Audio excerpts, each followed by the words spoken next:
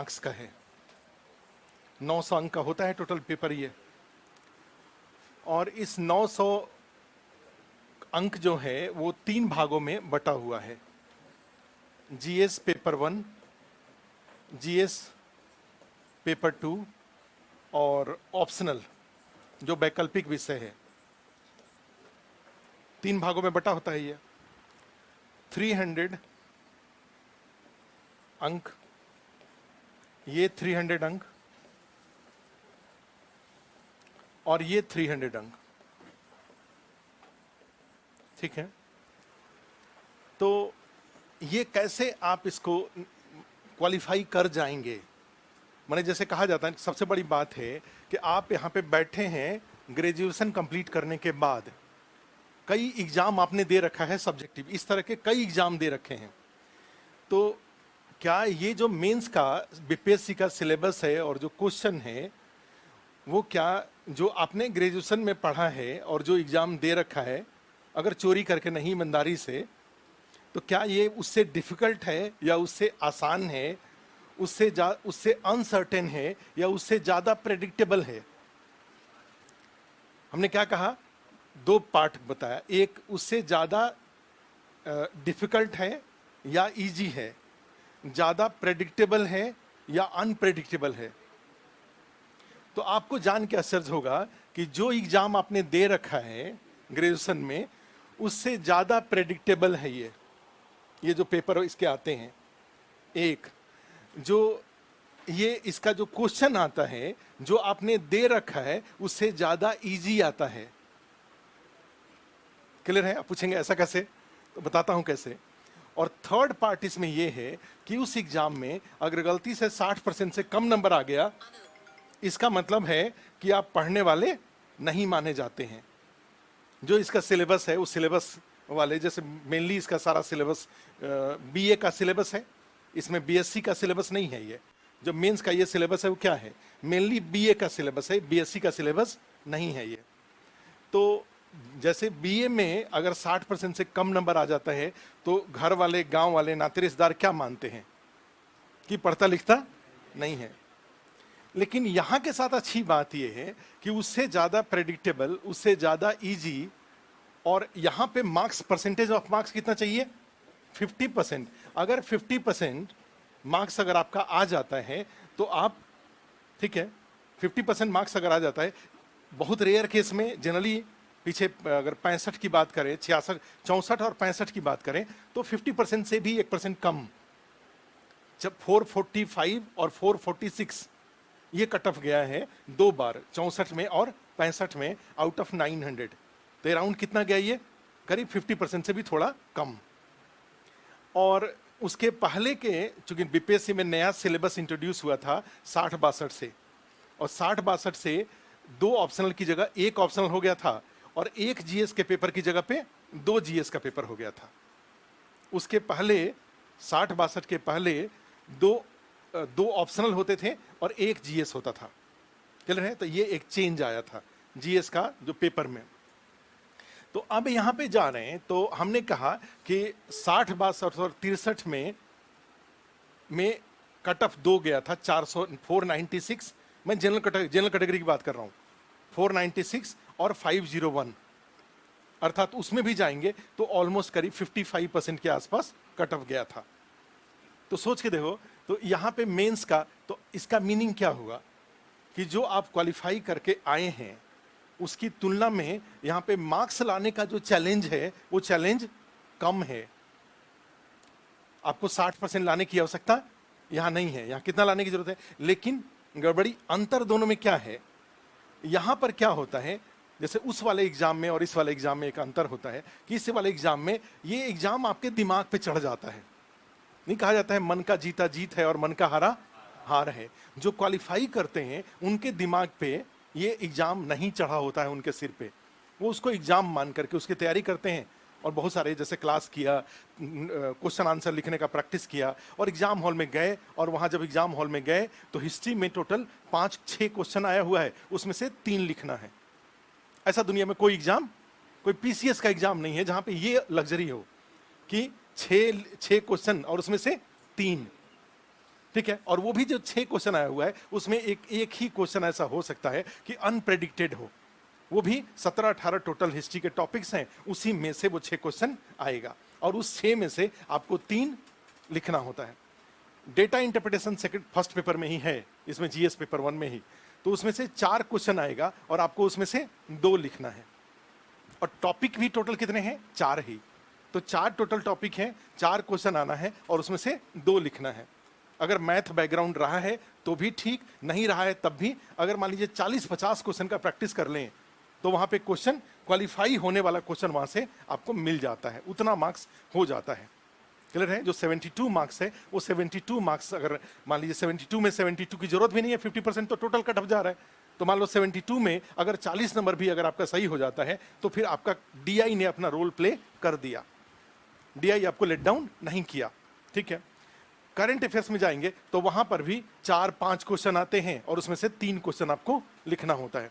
और current affairs भी आप समझ रहे हैं कि कोई बहुत ज़्यादा अनप्रेडिक्टेबल नहीं होता है। हाँ, ये होता है कि कई बार बीपीएससी वहाँ पे थोड़ा सा गेम खेल जाता है, क्वेश्चन को डिफिकल्ट, जैसे भाई परीक्षा ही है, आयोग द्वारा पेपर बनाया जा रहा है, तो जैसा कि बीपीएससी 67 का जो पीटी का जीएस का पेपर हुआ उसमें हिस्ट्री का क्वेश्चन बहुत आसान था, और सीडीपीओ का जो पेपर हुआ उसमें हिस्ट्री का क्वेश्चन बहुत डिफिकल्ट था। ठीक है, तो कई बार ऐसा होता है और उसमें जाएंगे तो ये आपको यहां पर भी करंट अफेयर्स में कई बार विजिबल टॉपिक आता है और कई बार थोड़े इनविजिबल टॉपिक आ जाता है। इनविजिबल टॉपिक का मतलब ऐसा नहीं है कि वो टॉपिक जो घटना घटी है उस दौरान न्यूज़पेपर में रहा लेकिन वो दब गया बहुत दिन तक कंटिन्यूटी में, जैसे रसिया यूक्रेन वार है तो ये बहुत दिन कंटिन्यूटी में रहा।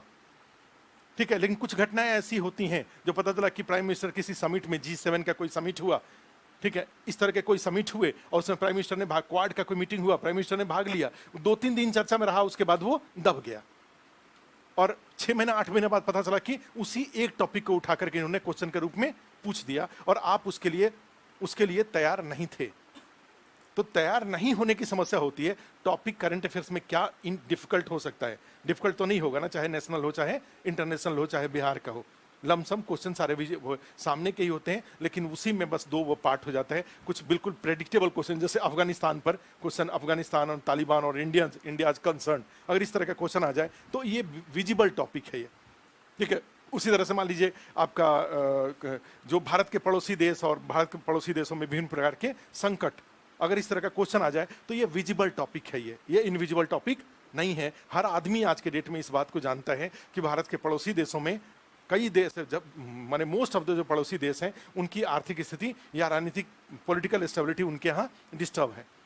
चाहे वो अफगानिस्तान की बात करें, चाहे पाकिस्तान की बात करें, चाहे आप श्रीलंका की बात करिए, चाहे बांग्लादेश के बारे में भी कहा जाता है कि उसका भी फॉरेन करेंसी रिजर्व तेजी से कम हो रहा है और तेजी से कम हो रहा है। जिस रेशियो में बांग्लादेश में इंपोर्ट हो रहा है उस रेशियो में उनका एक्सपोर्ट नहीं बढ़ रहा है और उनके यहाँ थोड़े दिन के अंदर ही फॉरेन करेंसी रिजर्व का क्राइसिस उत्पन्न हो सकता है, संकट उत्पन्न हो सकता है। और ऐसी स्थिति में बांग्लादेश के में भी ये श्रीलंका वाले संकट के चांसेस बन जाते हैं, क्योंकि फॉरेन करेंसी रिजर्व आप जानते हैं कि उसका एक तो इंपोर्ट के लिए जरूरी है, भाई हर देश का, किसी भी देश का अपना ऑयल डिपेंडेंसी तो नहीं है, वो बाहर से, तो उसके लिए उनको पैसा चाहिए।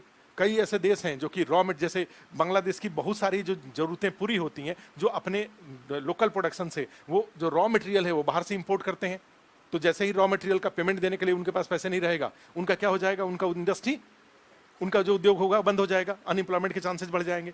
या उसके अलावा जाते हैं तो उन्होंने कर्ज ले रखा है, उस कर्ज को वो समय से नहीं चुका पाएंगे, तो ये सबके लिए उनको फॉरेन करेंसी का तो बांग्लादेश में भी क्राइसिस, नेपाल क्राइसिस में रहता ही है हमेशा से। अब थोड़ी बहुत स्थिति नेपाल की स्टेबल है, तो ऐसी स्थिति में जाएंगे तो ये भी एक प्रेडिक्टेबल क्वेश्चन होगा।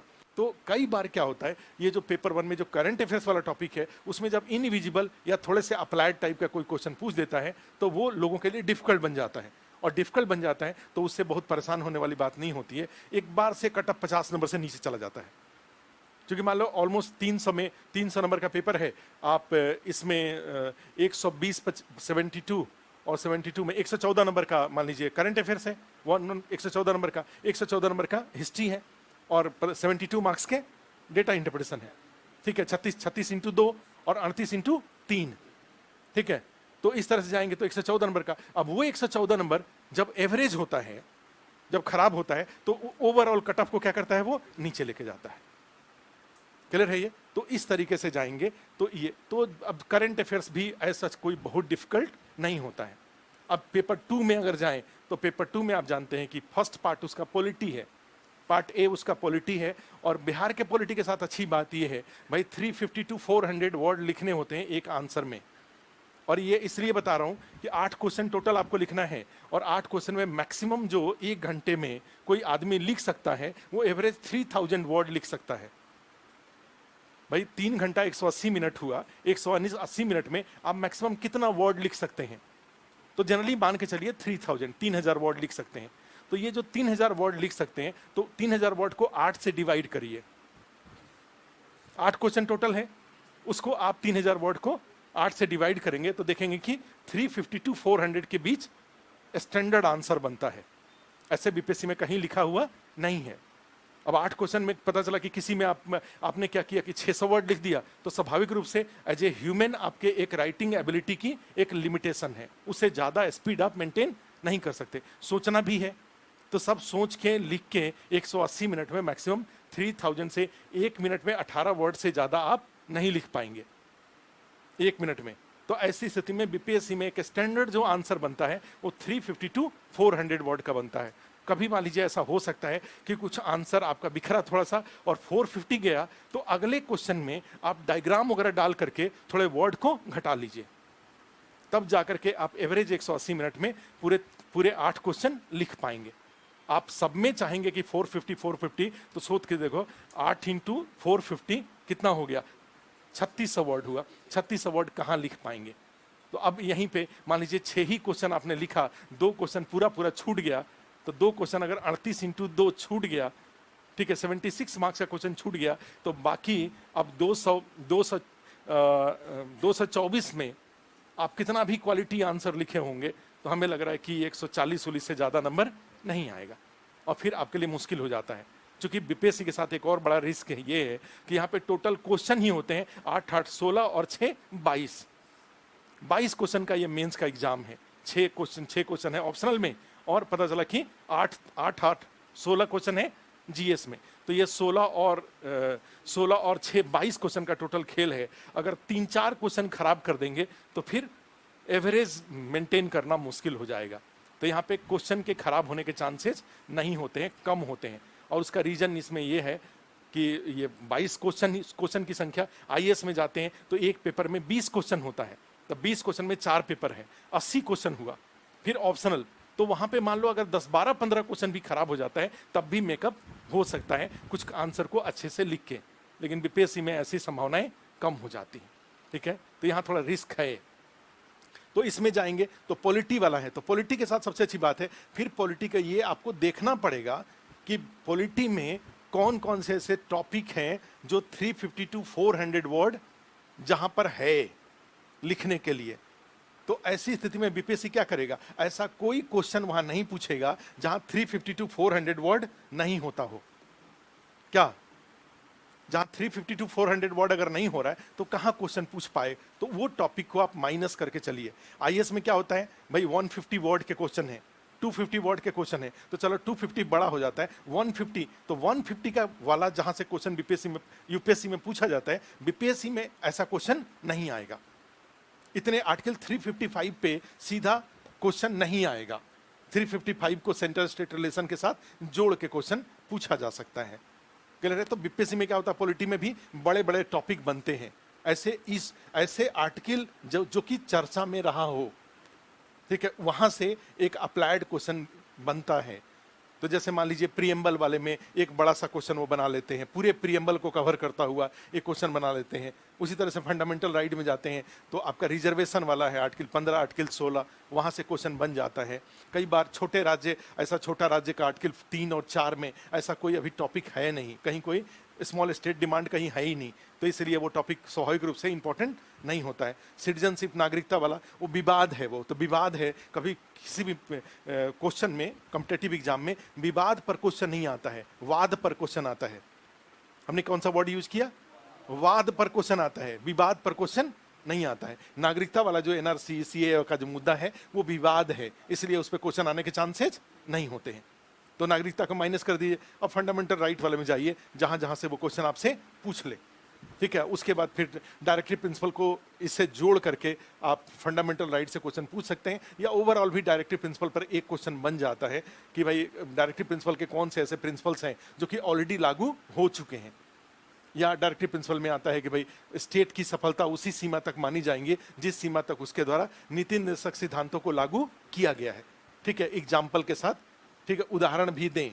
तो उदाहरण देंगे तो आप जानते हैं कि आर्टिकल 40 की बात करें तो भाई वो लागू हो चुका है।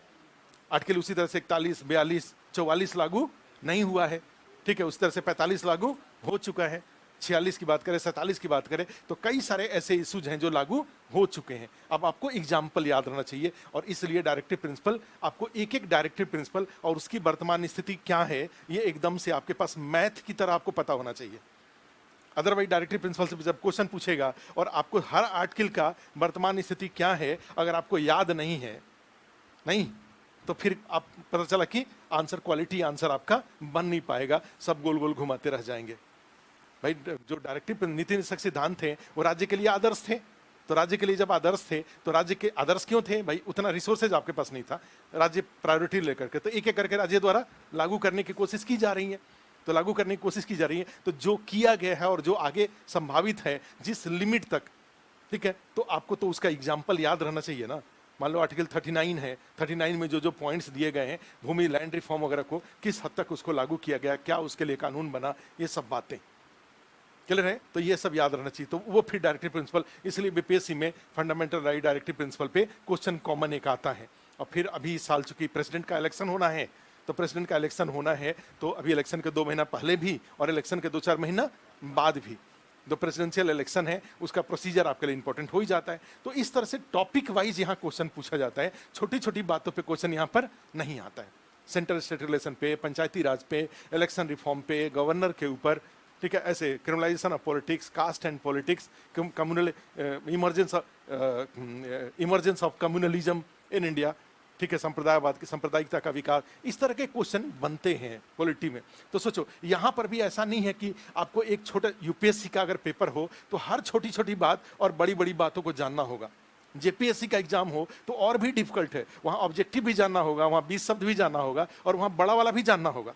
लेकिन बीपीएससी के साथ अच्छी बात क्या है, यहाँ कोई ऑब्जेक्टिव जानने की आवश्यकता नहीं है क्योंकि यहाँ पर ऑब्जेक्टिव क्वेश्चन नहीं आता, कोई टर्मोलॉजी जानने की आवश्यकता नहीं है क्योंकि यहाँ पे 20 शब्द का क्वेश्चन नहीं आता। यहाँ पे सब, यहाँ क्या क्वेश्चन आता है, अम्ब्रेला टाइप का क्वेश्चन आता है। तो कौन सा ज्यादा आसान है, ऑब्जेक्टिव 20 शब्द, 50 शब्द और अम्ब्रेला, सबसे सब तरह का आने वाला क्वेश्चन या केवल अम्ब्रेला वाला क्वेश्चन, कौन आसान है? केवल अम्ब्रेला वाला क्वेश्चन। तो बीपीएससी का पॉलिटी की बात कर रहे थे, केवल अम्ब्रेला वाला क्वेश्चन आता है। इसके पार्ट बी में जाते हैं तो इकोनॉमी और ज्योग्राफी है। ज्योग्राफी इतना इंपॉर्टेंट है, इतना सारा ज्योग्राफी का वेटेज दिया जाता है, बिहार के नजर में ज्योग्राफी ज्यादा इंपॉर्टेंट नहीं है। बिहार में ज्योग्राफी से पार्ट बी में ज्योग्राफी इकोनॉमी है और ज्योग्राफी से सिर्फ एक क्वेश्चन पूछा जाता है। 4 क्वेश्चन आता है, 4 में से 3 लिखना होता है और 4 क्वेश्चन में से 1 ज्योग्राफी का होता है, 3 इकोनॉमी का होता है, ठीक है, और उसमें से लिखना आपको 3 है। तो इकोनॉमी को अगर ठीक से कवर कर लीजिए और ज्योग्राफी पूरा छोड़ देते हैं तब भी कोई ज्यादा नुकसान नहीं है। अदरवाइज इंडियन ज्योग्राफी है तो इंडियन ज्योग्राफी पढ़ना ऐसा बहुत मुश्किल नहीं आता है फिजिकल ज्योग्राफी से या फिर कुछ इस तरह का क्वेश्चन, एक क्वेश्चन ज्योग्राफी का। और ज्योग्राफी इकोनॉमी में कई सारे टॉपिक कॉमन भी होता है, जैसे जनसंख्या वाला टॉपिक है वो कॉमन ही है, एग्रीकल्चर का टॉपिक है वो कॉमन ही है, कुछ टॉपिक फिजिकल ज्योग्राफी और जो क्लाइमेट वगैरह का टॉपिक है वही सब डिफरेंट है। अदरवाइज बाकी इकोनॉमिक जो ज्योग्राफी है, जो आर्थिक भूगोल है, मानव भूगोल है, वो सब एक ही है, ठीक है। तो इसमें आ जाता है, तो वो वहां पे 4 क्वेश्चन है, 4 में से आपको कितना लिखना होता है, 3 लिखना है, ठीक है। और फिर साइंस टेक्नोलॉजी में जाते हैं तो बिहार को पता है कि जबकि ऐसा होना नहीं चाहिए था, साइंस टेक्नोलॉजी में 2 आना चाहिए था, 2 का 2 लिखना होना चाहिए था, लेकिन क्या है, बीपीएससी बड़ा मेहरबान है और मेहरबान होकर के क्या रखा है, 4 में से 2, और वो 4 में से 2 लिखना होता है। और वो भी जो 4 टॉपिक है वो टोटल 7 टॉपिक, 6 से 7 टॉपिक है ही, उसी 6 से 7 में से 4 आएगा और 4 में से आपको कितना लिखना है, 2 लिखना है। क्लियर है? तो ओवरऑल सोच के देखो, आपका बीए का सिलेबस भी इतना प्रेडिक्टेबल नहीं था। क्वेश्चन प्रेडिक्टेबल हो, क्वेश्चन में भी जाते हैं, साइंस टेक्नोलॉजी में जाते हैं तो बीच बीच में कभी कभी वो थोड़े अप्लाइड क्वेश्चन पूछता है, कभी कभी, ठीक है। लेकिन अदरवाइज जैसे development of smart, use of science and technology in development of smart cities, माने स्मार्ट शहरों के विकास में विज्ञान प्रौद्योगिकी का उपयोग। ठीक है, इस तरह के क्वेश्चन पूछता है। या डेवलपमेंट ऑफ, ठीक है, smart route, smart village, use of science and technology, माने स्मार्ट गांवों के विकास में विज्ञान प्रौद्योगिकी का उपयोग। तो ऐसे भी क्वेश्चन आते हैं, आ सकते हैं। अप्लाइड में जाते हैं वो, अदरवाइज जाएंगे तो खाद्य सुरक्षा सुनिश्चित करने में विज्ञान प्रौद्योगिकी का उपयोग बताएं। इस तरह के क्वेश्चन आजकल साइंस टेक्नोलॉजी के नाम पर पूछ रहे हैं वो। ज्योग्राफी वाला क्वेश्चन, क्योंकि ज्योग्राफी में क्वेश्चन पूछने के लिए जगह है नहीं, वहां एक पूछना है, पार्ट बी में एक क्वेश्चन पूछना है, तो वो ज्योग्राफी के क्वेश्चन को कहां पूछ रहे हैं आजकल? साइंस टेक्नोलॉजी वाले में पूछ रहे हैं। क्लियर है? तो ज्योग्राफी और साइंस टेक्नोलॉजी मिला करके तो ओवरऑल एक बास्केट बनता है। प्रेडिक्टेबल सिलेबस है, छोटा सिलेबस है, लेकिन हाँ ये जरूर है कि पहले पीटी हो जाए और पीटी आप पास कर लें। तो पीटी अगर पास कर लें और पीटी हो जाए तो फिर मेंस ज्यादा मुश्किल। तो एक हो जाता है कि टॉपिक सिलेबस छोटा है, उसके लिस्ट ऑफ टॉपिक्स मैटर बन जाता है। अब होता है कि आप उसको याद करें, वहां पे ज्यादा बीपीएससी के एग्जाम के साथ सीधी सीधी बात है कि वो ज्यादा हीरोगिरी का एग्जाम नहीं है। ठीक है, ज्यादा हीरोगिरी के मतलब क्या होता है कि बहुत ज्यादा इनोवेटिव हो रहे हैं। जैसे पीटी भी बिल्कुल रेज उस पर चलना होता है, एकदम कहा जाए कि एकदम तलवार के धार पर चलने वाली बात है। हमेशा आपको पता रहना चाहिए कि बौद्ध धर्म में किस गहराई तक मुझे जाना है, जैन धर्म में मुझे किस गहराई तक जाना है, मेडिवल में मुझे दिल्ली सल्तनत में किस गहराई तक जाना है। क्योंकि आईएएस में तो वो एकदम नीचे तक जाते हैं, लेकिन बीपीएससी में आपको ध्यान रखना होता है। फिर उसी तरह से साइंस में आपको कहाँ तक जाना है, तो वहां पर भी आप थोड़े कहा जाए कि प्रोग्रामिंग, एक तरह से कहे कि वो भी प्रोग्रामिंग है पीटी की तैयारी। और मेंस वाले में तो अगर कोई कहे कि जी मैं 4 कला है यहाँ पे हिस्ट्री वाले में, हिस्ट्री में 4 कला आता है, मौर्य कला, पाल कला, ठीक है, मधुबनी और पटना 4 है। अब कोई कहे कि नहीं सर मुझे इस साल बिल्कुल पक्का क्वालिफाई करना है, इसलिए मैंने सोचा है कि मैं गुप्त कला भी कर लेता हूँ, दिल्ली सल्तनत का कला भी कर लेता हूँ, मुगल कला भी कर लेता हूँ। समझ रहे हैं? तो ऐसे भी शक्तिशाली लोग हैं, तो ऐसे लोग जनरली बीपीएससी में पास नहीं करते हैं। बीपीएससी में कौन पास करता है? जो कि 4 कला है और चारों कला को क्या किया हुआ है, बिल्कुल उसको याद है। क्योंकि बीपीएससी में क्वेश्चन की समस्या नहीं है, क्वेश्चन का मेंस के साथ सबसे अच्छी बात है कि वहां पे आउट करने के लिए कुछ है ही नहीं, पहले से ही सारा आउट हुआ पड़ा है। सबको पता है कि मौर्य कला पूछेगा, पाल कला पूछ सकता है, ये 4 कला है, 4 में से ही ये क्वेश्चन आना है, सबको पता है। अब वहां क्या आउट करना है? अब आपके सामने पेपर रख दिया गया, और पेपर रख दिया, कैसे लिखते हैं that is more important to get qualified. मैंने पास करने के लिए बीपीएससी में सबसे ज्यादा जरूरी पार्ट कौन सा है? परोसना। सब खाना बना हुआ है, कैसे उसको परोसते हैं, ये ज्यादा इंपॉर्टेंट है। जो ठीक से परोस लेता है, ठीक है, वो बीपीएससी में क्वालिफाई 100% क्वालिफाई करता है। अभी इंटरव्यू का मौके 66 का इंटरव्यू चल रहा था, तो क्या तो यहीं से पढ़ा सर, मैं यहीं से पढ़ा हूँ, तो मैं 2 बार पास नहीं किया। तो हमने पूछा कि यहीं से जब पढ़े तो 2 बार क्यों नहीं पास किए? जब यहीं से पढ़े थे तो 2 बार नहीं पास किए, और तीसरी बार कैसे पास कर गए? तो बोला कि सर 2 बार आपकी बात नहीं मानते थे, तीसरी बार आपकी बात मान लिए। तो कई लोग होते हैं ऐसे, मान लो बार बार कहा जाता है कि देखो बीपीएससी में क्या है, ये 17 टॉपिक है, ये कहा जा रहा है कि 17 टॉपिक है, 17 टॉपिक को बेस्ट कर लीजिए, और उसके बाद समय बचता है तब तो आप कुछ और करेंगे। तो 17 टॉपिक हमने बेस्ट कर लिया, अब आप बात नहीं मानेंगे और आप क्या करेंगे? 17 के साथ 27 टॉपिक और जोड़ लेंगे, तो जोड़ लीजिए। आपको कहा जा रहा है बार बार कि जब भी आंसर लिखो तो आंसर आपका एयरी होना चाहिए, खुला खुला आंसर होना चाहिए। बिल्कुल जैसा नहीं होता कि एक जगह शुरू किया और लिखते लिखते पूरा पेज को शब्द से भरे हुए हैं। मैंने कहीं भी हाथ, कहीं भी जैसे कॉपी रखा जाएगा तो पहले ही होगा कि थोड़ा इसको किनारे करो, बाद में जांचेंगे इसको, दिमाग अभी काम नहीं करेगा इसको जांचने के लिए। और एक आंसर है जिसमें एक पेज में गए तो 3 लाइन लिखा हुआ है, एक डायग्राम बना हुआ है, डायग्राम में ही सारे पॉइंट्स लिखे हुए हैं, फिर 2-3 लाइन लिखा हुआ है, फिर कोई डायग्राम बना हुआ है। तो आपको वही कॉपी दोनों कॉपी दे दिया जाए आपको जांचने के लिए, आप किसको जांचेंगे? पहले निश्चित रूप से हवादार वाले को जांचेंगे। और सारे सरकारी जितने भी डॉक्यूमेंट्स आ रहे हैं, अगर इस पर विश्वास नहीं हो रहा हो तो 2 उपाय है। एक उपाय है कि आरटीआई से जो कॉपी आया हुआ है वो देख लीजिए, और दूसरा तरीका ये बनता है, अच्छा वहां बोलिए, अच्छा इस बोलिए,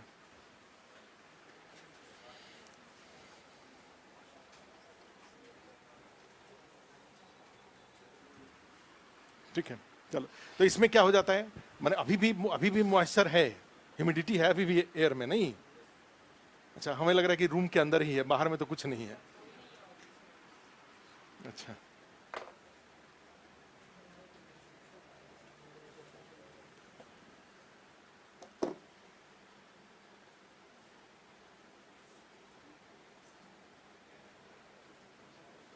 ठीक है।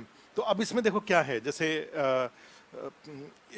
आंसर आंसर लिखने वाली बात है, तो ये जैसे नहीं होता है, एकदम तय कर लेने वाली बात है कि हमारा आंसर कैसे, मुझे कैसे लिखना है। और हम लोग एक बड़ा इंपॉर्टेंट स्लोगन बार बार यूज करते हैं कि भाई बीपीएससी में आंसर पढ़ा नहीं जाता है, बीपीएससी में आंसर देखा जाता है, देखा जाता है। तो अब आपके सामने ही है कि मान लीजिए अगर दोनों साइड से लेफ्ट और राइट प्रॉपर एलिगमेंट के साथ आपने खूब सुंदर सुंदर पूरा मैंने 2-3 केजी का आपने एक पेज किया हुआ है, और एक आदमी ने क्या किया हुआ है कि जहां जहां जैसे बताया कि भाई एक पैरा लिखा, फिर डायग्राम लिखा, फिर पैरा लिखा, कहीं जरूरत पड़ा तो टेबल बना लिया, कहीं जरूरत पड़ा तो पॉइंट्स लिख लिया, तो ऐसे एक दूसरा कॉपी ऐसे। तो आज में जितना गवर्नमेंट डॉक्यूमेंट्स भी अगर आप देखेंगे तो सारे गवर्नमेंट्स का किस तरह से लिखे जा रहे हैं। आप कोई इकोनॉमिक सर्वे उठा के देख लीजिए, आप इवन बजट उठा के देख लीजिए, जो बजट चाहे वित्त मंत्री का बजट हो, ठीक है, चाहे बिहार के वित्त मंत्री का बजट हो, चाहे सेंट्रल गवर्नमेंट का बजट हो, बिहार के बजट में भी जाएंगे तो 6 सूत्र उन्होंने ले लिया और 6 सूत्र को लेकर के पॉइंट्स में ले लिया। तो सारे गवर्नमेंट, तो अब यहीं पे क्या है कि कुछ लोग बार बार ये कहा जा रहा है, लेकिन उसके बाद भी ये 100% तय है कि वो बात नहीं मानेंगे। अब नहीं मानने के कई कारण हो सकते हैं कि भाई अब इस तरह का कॉपी, इस तरह का आंसर लिखना एक प्रोपोर्शनल टू एफर्ट अप्लाइड है। आपने कितना मेहनत किया, जो मेहनत किया होगा वही तो स्तूप बना पाएगा, वही तो स्तूप के सारे ऑर्गन्स को जानता है। वो जितने एलिमेंट्स है स्तूप के, वो कौन जानता है? जिसने स्तूप को ध्यान से, जिसने मौर्य कला के जितने भी घटक हैं उसको खूब ध्यान से उसने पढ़ा है, तभी तो स्तूप का डायग्राम वो एक बार में एक झटके से बना करके सारे उसके जितने कंपोनेंट्स हैं सब लिख दिया, लिख करके 2-2 3-3 लिखा। इस तरह के स्तूप देश के विभिन्न भागों में पाए जाते हैं। और कहाँ का रमेश पानी गिर रहा है, एक दूसरा बर्तन लेकर के यहाँ रखना होगा, ठीक है। तो उसमें क्या होगा कि जैसे मान लो कई सारे एग्जाम, जैसे कहाँ कहाँ पाया गया, स्तूप आ गया, कौन कौन सी विशेषता आ गई, डायग्राम बना दिया, और इस तरह के विशेषता वाले स्तूप देश में कहाँ कहाँ पाए गए, हो गया एक पार्ट, फिर सेकंड पार्ट, फिर थर्ड पार्ट। उस तरह से साइंस टेक्नोलॉजी में ही मान लीजिए जाते हैं, स्पेस टेक्नोलॉजी पे क्वेश्चन आता है, या फिर न्यूक्लियर एनर्जी पे क्वेश्चन आता है, या इवन रिन्यूएबल एनर्जी पे क्वेश्चन आता है, नवीकरणीय ऊर्जा या नाभिकीय ऊर्जा, ठीक है, या अंतरिक्ष प्रौद्योगिकी पे क्वेश्चन आता है, या मान लो बायोटेक्नोलॉजी पे ही क्वेश्चन आता है। तो बायोटेक्नोलॉजी में मान लीजिए अगर क्लोनिंग पे ही क्वेश्चन पूछ दे, सरोगेसी पे ही क्वेश्चन पूछ दे, या आईवीएफ के ऊपर क्वेश्चन पूछ दे, तो हमारे पास तो खूब सारे डायग्राम है ना इसमें बनाने के लिए। अंतरिक्ष स्पेस टेक्नोलॉजी पे ही मान लो कोई क्वेश्चन पूछता है, तो हमारे पास है तो कि हम इस तरह से डायग्राम बना करके और क्या कर लें, माने इस तरह से, और यहाँ पे सैटेलाइट को दिखा लें, और सैटेलाइट को दिखा करके फिर जितना इसमें डायग्राम जो जो करना है सारा बना करके उसको बना लिया। और उसके बाद पीएसएलवी के बारे में, फिर उसी तरह से मान लो न्यूक्लियर एनर्जी में ही जा रहे हैं, तो न्यूक्लियर एनर्जी में क्या किया भाई, सीधे सीधे हमने आज बड़ा आजकल जैसे ऐसे मान लो न्यूक्लियर कोर हो गया, और न्यूक्लियर कोर के अंदर में जितने भी आपने जो मान लीजिए मॉडरेटर को लेकर के, कूलेंट को लेकर के, एक नाभिकीय संयंत्र के अंदर में जितने घटक होते हैं आप उस तरह से करके उसको बना लीजिए, और बना करके उसके अकॉर्डिंग, अब मान लो न्यूक्लियर एनर्जी की बात करें तो 3 चरणों में बांट देंगे, first stage, second stage, third stage, उसको दूसरा कोई ला के रख दो ना वहां पे।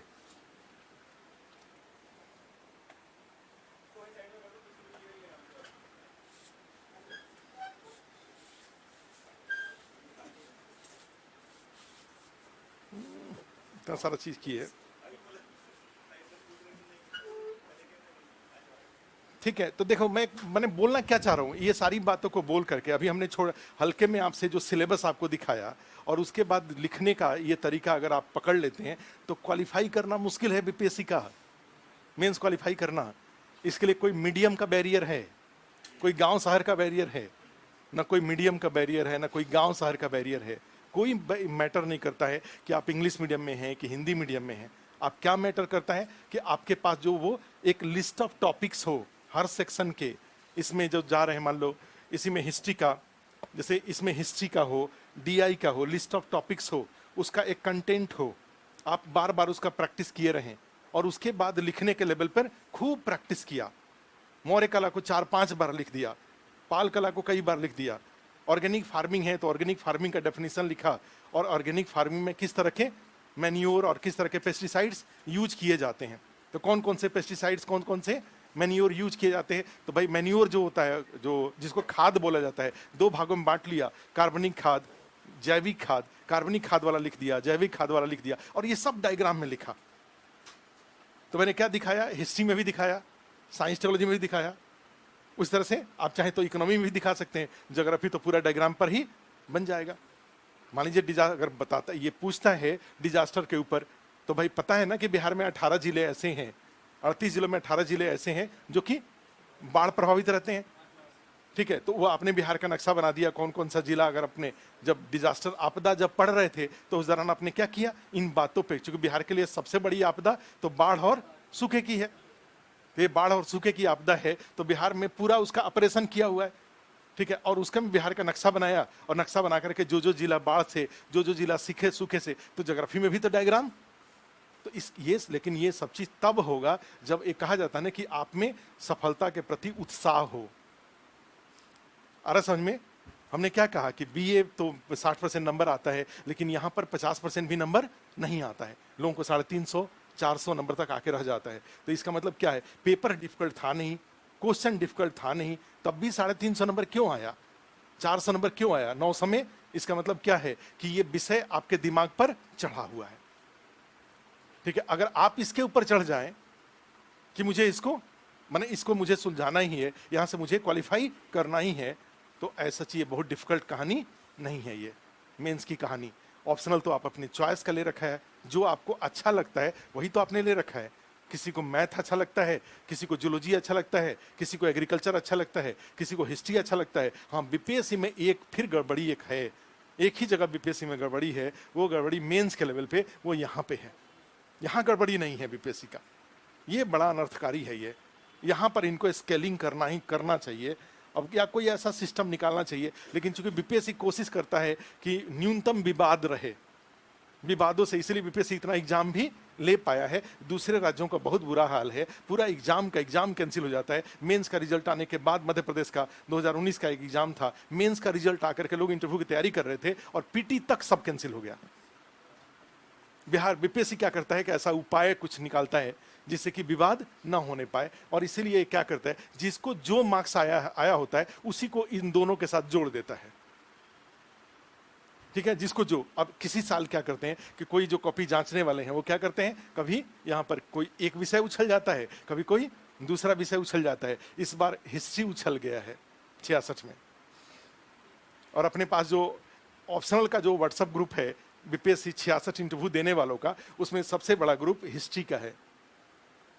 ऐसा पहले नहीं होता था, क्योंकि सारे ऑप्शनल का जो व्हाट्सएप ग्रुप बनता है एक कॉमन व्हाट्सएप ग्रुप बनता है, और उसके बाद फिर उससे ऑप्शनल वालों का ग्रुप बनता है। तो सबसे बड़ा जो व्हाट्सएप ग्रुप है वो हिस्ट्री का है इस बार, और हम लोग मॉक इंटरव्यू भी लेते रहते हैं, उसमें सबसे ज्यादा लोग हिस्ट्री ऑप्शनल वाले हैं। तो सोच के देखो, अगर हिस्ट्री में आउट ऑफ प्रोपोर्शन कहा जाए डिस्प्रोपोर्शनेट अगर सक्सेस मिला है, तो निश्चित रूप से वो सक्सेस कुछ अन्य विषयों को डैमेज करके मिला है। भाई कई ऐसे होंगे, जब रिजल्ट आएगा तो पता चलेगा कि कई ऐसे विषय होंगे जो विषय पिटे हुए होंगे, और हिस्ट्री में उछल करके 180 नंबर 200 नंबर तक आया हुआ होगा। तो बीपीएससी में यहाँ पे आके कभी एलएसडब्ल्यू उछल जाता है, कभी हिंदी लिटरेचर से उछल जाता है, कभी एग्रीकल्चर उछल जाता है। अभी थोड़े दिन पहले 56-59 में एग्रीकल्चर उछला हुआ था, बहुत सारे लोग एग्रीकल्चर से क्वालिफाई किए। अब उसका देखा देखी कई लोगों ने एग्रीकल्चर लिया, तो इस बार क्या हो गया, हिस्ट्री उछल गया। आ रहा समझ में। तो ये चीज बीपीएससी में एक ये वाला पोर्शन थोड़ा सा रिस्की बना देता है। तो इसीलिए क्या किया जाता है कि इस दोनों पेपर को इतना अच्छा रखिए कि यहां पर खराब नंबर आने पर भी सिलेक्शन हो जाए। यहां पे 140 नंबर भी अगर आ जाए 300 में, तब भी सिलेक्शन हो जाए। अब पता चला कि इस पे आपने खूब मेहनत किया और उस बार वो पेपर नहीं उछला। ठीक है, तो यहां चूंकि मेहनत आपने यहां किया था और वो पेपर उछला नहीं, तो आपको क्या होगा, फिर उस बार सक्सेस नहीं मिलेगा। और यहां पे मान लो दोनों में हमने अच्छे से किया हुआ है और हमारा मान लो 360 के आसपास यहां से आ गया, 180 एवरेज मान लें, या किसी में मान लीजिए 170 आया, तो दूसरे में 190 आ गया, एक पेपर में 360 के आसपास आ गया, तो यहां से 140 भी आ जाएगा तो निकल जाएंगे। और ऐसा कई बार हुआ है कि पॉलिटिकल साइंस में, पब्लिक एडमिनिस्ट्रेशन में कई ऐसे सब्जेक्ट हैं जहां 140 नंबर आने के, चूंकि 140 आने के बाद आदमी क्वालिफाई नहीं करता है। ऑप्शनल में 140 अगर आ जाए तो क्वालिफाई जनरली नहीं करता है, क्योंकि जिसका 140 यहां आ रहा है उसका यहां भी अच्छा नहीं रहा होगा। लेकिन अगर किसी ने यहाँ पे विशेष प्रयास कर रखा है और यहाँ विषय पिट गया, 140 आया हुआ है और यहाँ अच्छा है, तो ये दोनों जोड़ करके, और इंटरव्यू अगर ठीक ठीक हो जाता है, 80-85 नंबर इंटरव्यू में आ जाता है 120 में, तो आदमी सिलेक्शन पा जाता है, रोल नंबर दिख जाता है। तो ओवरऑल कहा जाए कि बीपीएससी में माने वो जो फाइनल सिलेक्शन होता है उसमें रोल नंबर दिखना बहुत मुश्किल बात नहीं है। जैसे आईएएस में इंटरव्यू देने के बाद भी कई बार रोल नंबर नहीं दिख पाता है, बीपीएससी में इंटरव्यू दे अगर मेंस क्वालिफाई किए हुए हैं और इंटरव्यू को लेकर के थोड़ा सिंसियर हैं तो फिर रोल नंबर दिख जाता है। ये मेंस वाला जो चैलेंज है ये आपके हाथ में नहीं है, ये हाथ में है। क्योंकि यहाँ पे कुछ चीज, कोई सेक्शन अगर खराब भी होगा तो सिर्फ आपके लिए खराब नहीं होगा, वो क्या होगा, सबके लिए खराब होगा। और वो खराब होगा तो फिर वो cut off, overall cut off नीचे करेगा, ठीक है। लेकिन वहां पर तो फिर वही बात है, भाग्य भरोसे है। अब आपको इंतजार करना पड़ेगा कि आपका विषय उछला है कि नहीं उछला है, ठीक है। तो जीएस वहाँ पे इंपॉर्टेंट रोल प्ले करता है। हाँ, इंटरव्यू भी इंपॉर्टेंट है। अभी जैसे 66 का ही है इंटरव्यू, बीपीएससी में इंटरव्यू चल रहा है। सामान्य सा इंटरव्यू होता है, ज़्यादा असामान्य इंटरव्यू नहीं होता है। लेकिन फिर भी जो हम लोगों ने देखा, जैसे कि पटना गए थे, चाहे यहाँ पे हमने देखा कि जो बिहार में जो लोगों का जो आंसर देने का तरीका होता है, एक होता है ना कि प्रॉपर क्या बोलना है, क्या नहीं बोलना है और कैसे बोलना है, ये 3 बड़ा इंपॉर्टेंट होता है। और बिहार के लोग थोड़े कैजुअल होते हैं। कैजुअल मतलब क्या हुआ, ऐसा नहीं होता कि हमेशा कैजुअल होते हैं। जब बॉस की डांट पड़ती है तो टाइट हो जाते हैं, और जैसे ही बॉस नज़र से हटे तो फिर धीरे हो जाते हैं, माने ये होते हैं। अदरवाइज मिलिट्री में जाएंगे तो थोड़े कैजुअल होते हैं। और क्या गड़बड़ी क्या होती है कि वो जो कैजुअल अप्रोच है, उस कैजुअल अप्रोच के साथ इंटरव्यू देने पहुंच जा रहे हैं। एक होता है ना सुनी सुनाई बातें लेकर के इंटरव्यू देने पहुंच जाते हैं कोई टॉपिक पे। अब क्या हुआ भाई, सारण एक, अब तो खैर नहीं पूछा जाता है। कई बार तो हाल ये है कि कई जगह पे मॉक पटना में हो रहा है, इवन दिल्ली में भी कई जगह कुछ लोग मॉक कराते हैं। उनको ये भी नहीं, इतना भी होमवर्क करके वो नहीं बैठते हैं कि बीपीएससी के इंटरव्यू में क्या पूछा जाता है और क्या चीज नहीं पूछा जाता है। बीपीएससी में इंट्रोडक्शन नहीं पूछा जाता है, बीपीएससी में होम डिस्ट्रिक्ट पर क्वेश्चन नहीं पूछा जाता है। ये 56-59 के इंटरव्यू के बीच में से ही, चूंकि इन दोनों आधार पे भेदभाव होने की संभावनाएं मिली कि सारे लोग कहां से पास कर जा रहे हैं, नालंदा वाले, सब नालंदा वाले पास कर जा रहे हैं। अब प्लस टाइटल देख देख करके भी कुछ चीजों पे प्रभाव हो रहा है। तो 56-59 के बीच में से पैटर्न चेंज कर दिया गया इंटरव्यू का। आधा इंटरव्यू हो गया था, उसके बाद चेंज कर दिया गया कि भाई आयोग के पास कोई, न तो आयोग के द्वारा कोई होम डिस्ट्रिक्ट पर और आपके पर्सनल जो आपका नाम और पिताजी का नाम, ये सब पे कोई क्वेश्चन नहीं पूछा जाएगा। केवल आप एकेडमिक क्वेश्चन पूछेंगे, जॉब प्रायोरिटी क्या है उस पर पूछेंगे, और हॉबी पे पूछेंगे, और प्लस करंट अफेयर्स पे क्वेश्चन पूछेंगे। बच्चे का आइडेंटिटी डिस्क्लोज वहां पर, और कई सारे मॉक करा रहे हैं जिसमें सब मैंने खुल करके ये सब कथा कहानी करते हैं। एक दूसरी दिक्कत ये हो जाती है कि जैसे नहीं कहा जाता है कि क्या, जैसे हमने कहा किसी भी कंटेंट पर बीपीएससी में सबसे बड़े एक तो कैजुअल अप्रोच है। और कैजुअल अप्रोच में जैसे मान लो जब 56-59 की पहले की बात है तो पूछते थे कहाँ के रहने वाले हैं, तो सारण के। अच्छा बताइए, तो जनरली क्वेश्चन पूछा जाता है कि भाई चंपारण के आप रहने वाले हैं, तो चंपारण का नाम चंपारण क्यों पड़ा, एक कॉमन क्वेश्चन होता है। तो उसी तरह से क्वेश्चन पूछा गया भाई सारण का नाम सारण क्यों पड़ा। तो मैं ऐसे इंटरव्यू देने वालों को जानता हूं जिन्होंने कहा कि वीर कुंवर सिंह ने, वहां से ऐसा सुना जाता है कि वीर कुंवर सिंह ने जब 1857 की लड़ाई में, विद्रोह में, जब छपरा के लोगों को आह्वान किया कि आप मेरे साथ विद्रोह करने आइए, तो वो नहीं आए, विद्रोह नहीं उनके साथ विद्रोह में भाग लिए। तो वो गुस्से में उन्होंने बोल दिया कि छोड़ो सारण को।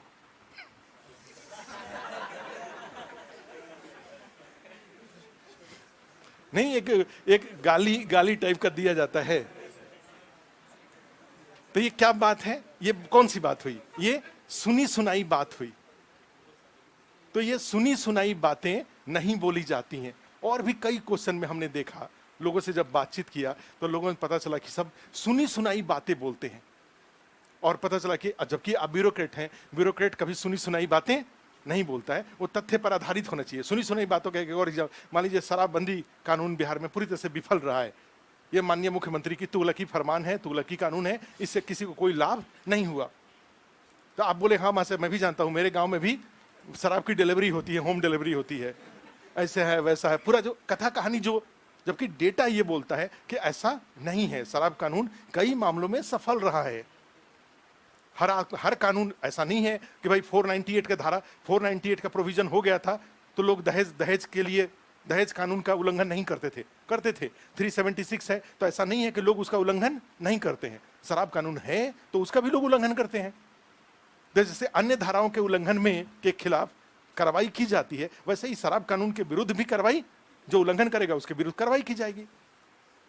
क्लियर है? ये थोड़ी बोला जाता है कि जो सुनी सुनाई बातें के ऐसा हो जाता है। आप अधिकारी के रूप में आपको ये ऐसा बोलने का, जो क्रिमिनल रिपोर्ट, जो क्राइम रिपोर्ट आया है, उस रिपोर्ट के अनुसार बिहार महिलाओं के खिलाफ जो हिंसा है उसमें 29वें स्थान पे है, आखिरी स्थान पर है।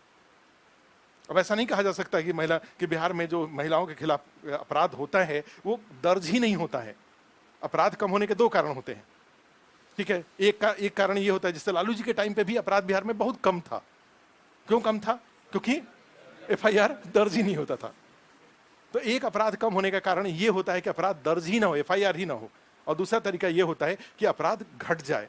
तो आप भी जानते हैं कि जैसे शराब उतनी बड़ी महामारी बिहार में अब नहीं है, चोरी छुपे लोग दुखी हैं कि जो 50 रुपए में पहले ढेर सारा मिलता था, अब 50 रुपए में कम मिलता है। और कम मिलने से दिमाग कंट्रोल में रहता है, और कंट्रोल दिमाग घर में हिंसा नहीं करता है, ठीक है। तो इस तरीके से, तो अब ये बात है कि सुनी सुनाई बातें, तो इंटरव्यू भी उतना ही सीरियस मामला है। कहा जाता है कि 1866 में जाएंगे तो 1800 टोटल रिजल्ट आया है।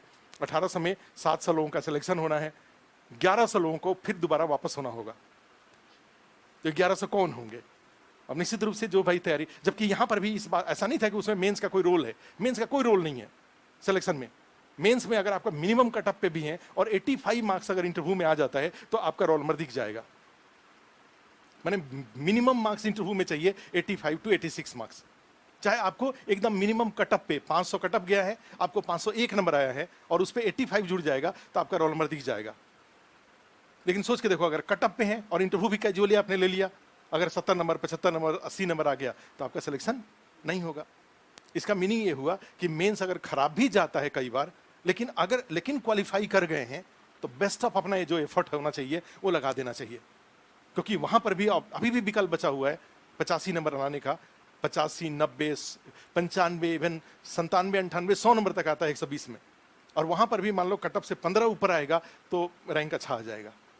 तो मेंस के मिनिमम पे भी क्वालिफाई करते हैं इंटरव्यू के लिए कोशिश करके। लेकिन फिर वही बात है, बिहार में बड़ी दिक्कत है। दिक्कत इस बात की है कि कई बार लोग मेंस का क्वालिफाई हो, 66 का रिजल्ट आया हुआ था, तैयारी 67 के पीटी का कर रहे थे। 67 का पीटी देके कहां पहुंचना था?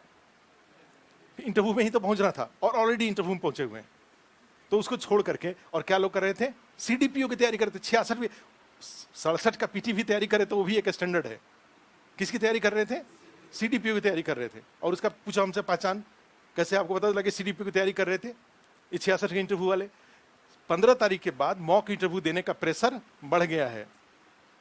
और कैसे लोगों का बढ़ गया है? सर मेरा 25 को इंटरव्यू है, मैंने एक भी मॉक नहीं दिया है। सर मेरा 1 तारीख को इंटरव्यू है, मैंने एक भी मॉक नहीं दिया है। तो अब उनसे उलट के पूछो कि कर क्या रहे थे, तो क्या बोल रहे हैं? CDPO की तैयारी कर रहे थे। और अभी भी फिर उस साथ में पूछ रहे थे कि सर कटअप कितना जाएगा उसका। जबकि होता ना क्या चाहिए, भैया आप दे लिए, अब उसको पूरी तरह से दिमाग से क्या करिए, डिलीट कर दीजिए। हो सकता है कि उसकी जरूरत ही आपको ना पड़े। मान लो 66 के इंटरव्यू से अगर आप DSP बन जाते हैं तो आपको क्या जरूरत पड़ेगा CDPO का? आप वीडियो बन जाते हैं तो क्या जरूरत है CDPO की? तो अब CDPO क्यों लेकर दिमाग में घूम रहे हो? CDPO का एग्जाम दे लिए, हो गया, तो अभी सोचो 15 तारीख तक BPSC 66 का इंटरव्यू देने वाले ऐसे लोग जिनका इंटरव्यू 1 जून तक है, 25 जून, 26 जून, 27, 28 जून है, वो भी BPSC 67 तक ही नहीं रुके थे। किसकी तैयारी कर रहे थे? वो CDPO की तैयारी कर रहे थे। और ये इस इंटरव्यू को इस तरह से लोग कैजुअली लेते हैं, जबकि इंटरव्यू को इतना कैजुअली, इतना इंपॉर्टेंट सक्सेस मिला हुआ है। तो सारे इस साल इवन BPSC 67 छोड़ने का हो उसको भी छोड़ देंगे, CDPO छोड़ देंगे, और किसकी तैयारी करेंगे?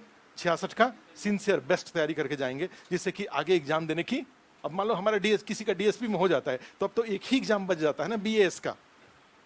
और उसमें भी कई लोग ऐसे हैं जो BAS लेते भी नहीं है, वो CDPO में उसी में ठीक रहते हैं, वो DSP में ही रुक जाते हैं। कई लोग ऐसे हैं जिनका कि BAS में हुआ और उसको उन्होंने ज्वाइन नहीं किया, पहले से DSP में थे और उसको कंटिन्यू कर रहे थे।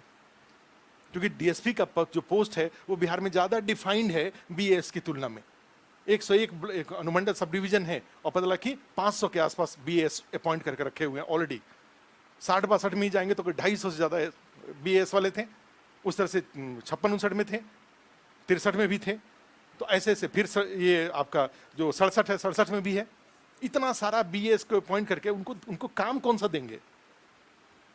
ये दिक्कत बिहार में है। तो BAS में जाने के प्रोटोकॉल में BAS जरूर ऊपर है, लेकिन काम के मामले में बहुत प्रभावी, बहुत अच्छा नहीं है वो। और उसमें भी सबसे गड़बड़ी है कि डीएम के अंदर था तब तक तो ठीक था, वो एसडीओ के अंदर कर दिया है, एसडीएम के अंदर कर दिया। जो 101 एसडीएम है उनके अंदर में 5-5 बीएस को जोड़े हुए हैं, और जो एसडीओ से एसडीएम साहब हैं वो बीएस का भाग्य तय कर रहे हैं। डीएम साहब तय कर रहे थे तभी भी अच्छा था, क्योंकि डीएम साहब के बाद तय करने के लिए 8 सब डिवीजन था और 8 में कहीं ना कहीं आपको एकोमोडेट। जब एसडीएम साहब आपका भाग्य तय करेंगे तब सोच के देखिए कैसा गड़बड़ होगा। तो इससे कई गुना अच्छा क्या हो गया है, बिहार में डीएसपी खराब पोस्ट नहीं रह गया है, डीएसपी अच्छा पोस्ट रह गया है, हो गया है। तो कई लोग हैं, तो अब फिर वही बात है कि लेकिन अब इतना कौन समझाए किसी को, कौन बताए। कई बार हम लोगों ने कहा भी कि भाई 67 को प्रायोरिटी नंबर 66 को प्रायोरिटी नंबर 1 रखो, 67 को प्रायोरिटी नंबर 2 रखो, सीडीपीओ को कोई प्रायोरिटी मत दो। लेकिन लोग माने नहीं, अपना किए। खैर, अब देखो, अब हमारे पास क्या है, हम लोगों के पास जो टोटल जो अभी का सिचुएशन है, बीपीएस ये जो मेंस की तैयारी है, इस मेंस की तैयारी की आपको कहाँ जरूरत है और कैसे आप इसको यूज करने वाले हैं। तो एक तो जो मेंस की तैयारी करने जा रहे हैं, तो सीडीपीओ का एग्जाम ऑलरेडी हो चुका है, इसका रिजल्ट आएगा और इसकी जरूरत पड़ जाएंगी। एक ऑडिटर इनकाउंट अफसर है, एएओ, एएओ, यहां पर भी यही सिलेबस काम आ रहा है, लेकिन इसका एग्जाम तो हो जाएगा जल्दी ही अब। हाँ ना, हो जाएगा, इसका एग्जाम अब हो जाएगा। इसका अब 2 एग्जाम ऐसे हैं, ये जो हम लोग जो भी यहां पढ़ने जा रहे हैं उसका यहां पे और यहां पे यूज होगा, ऑलरेडी होगा, एस्टैब्लिश फैक्ट है ये।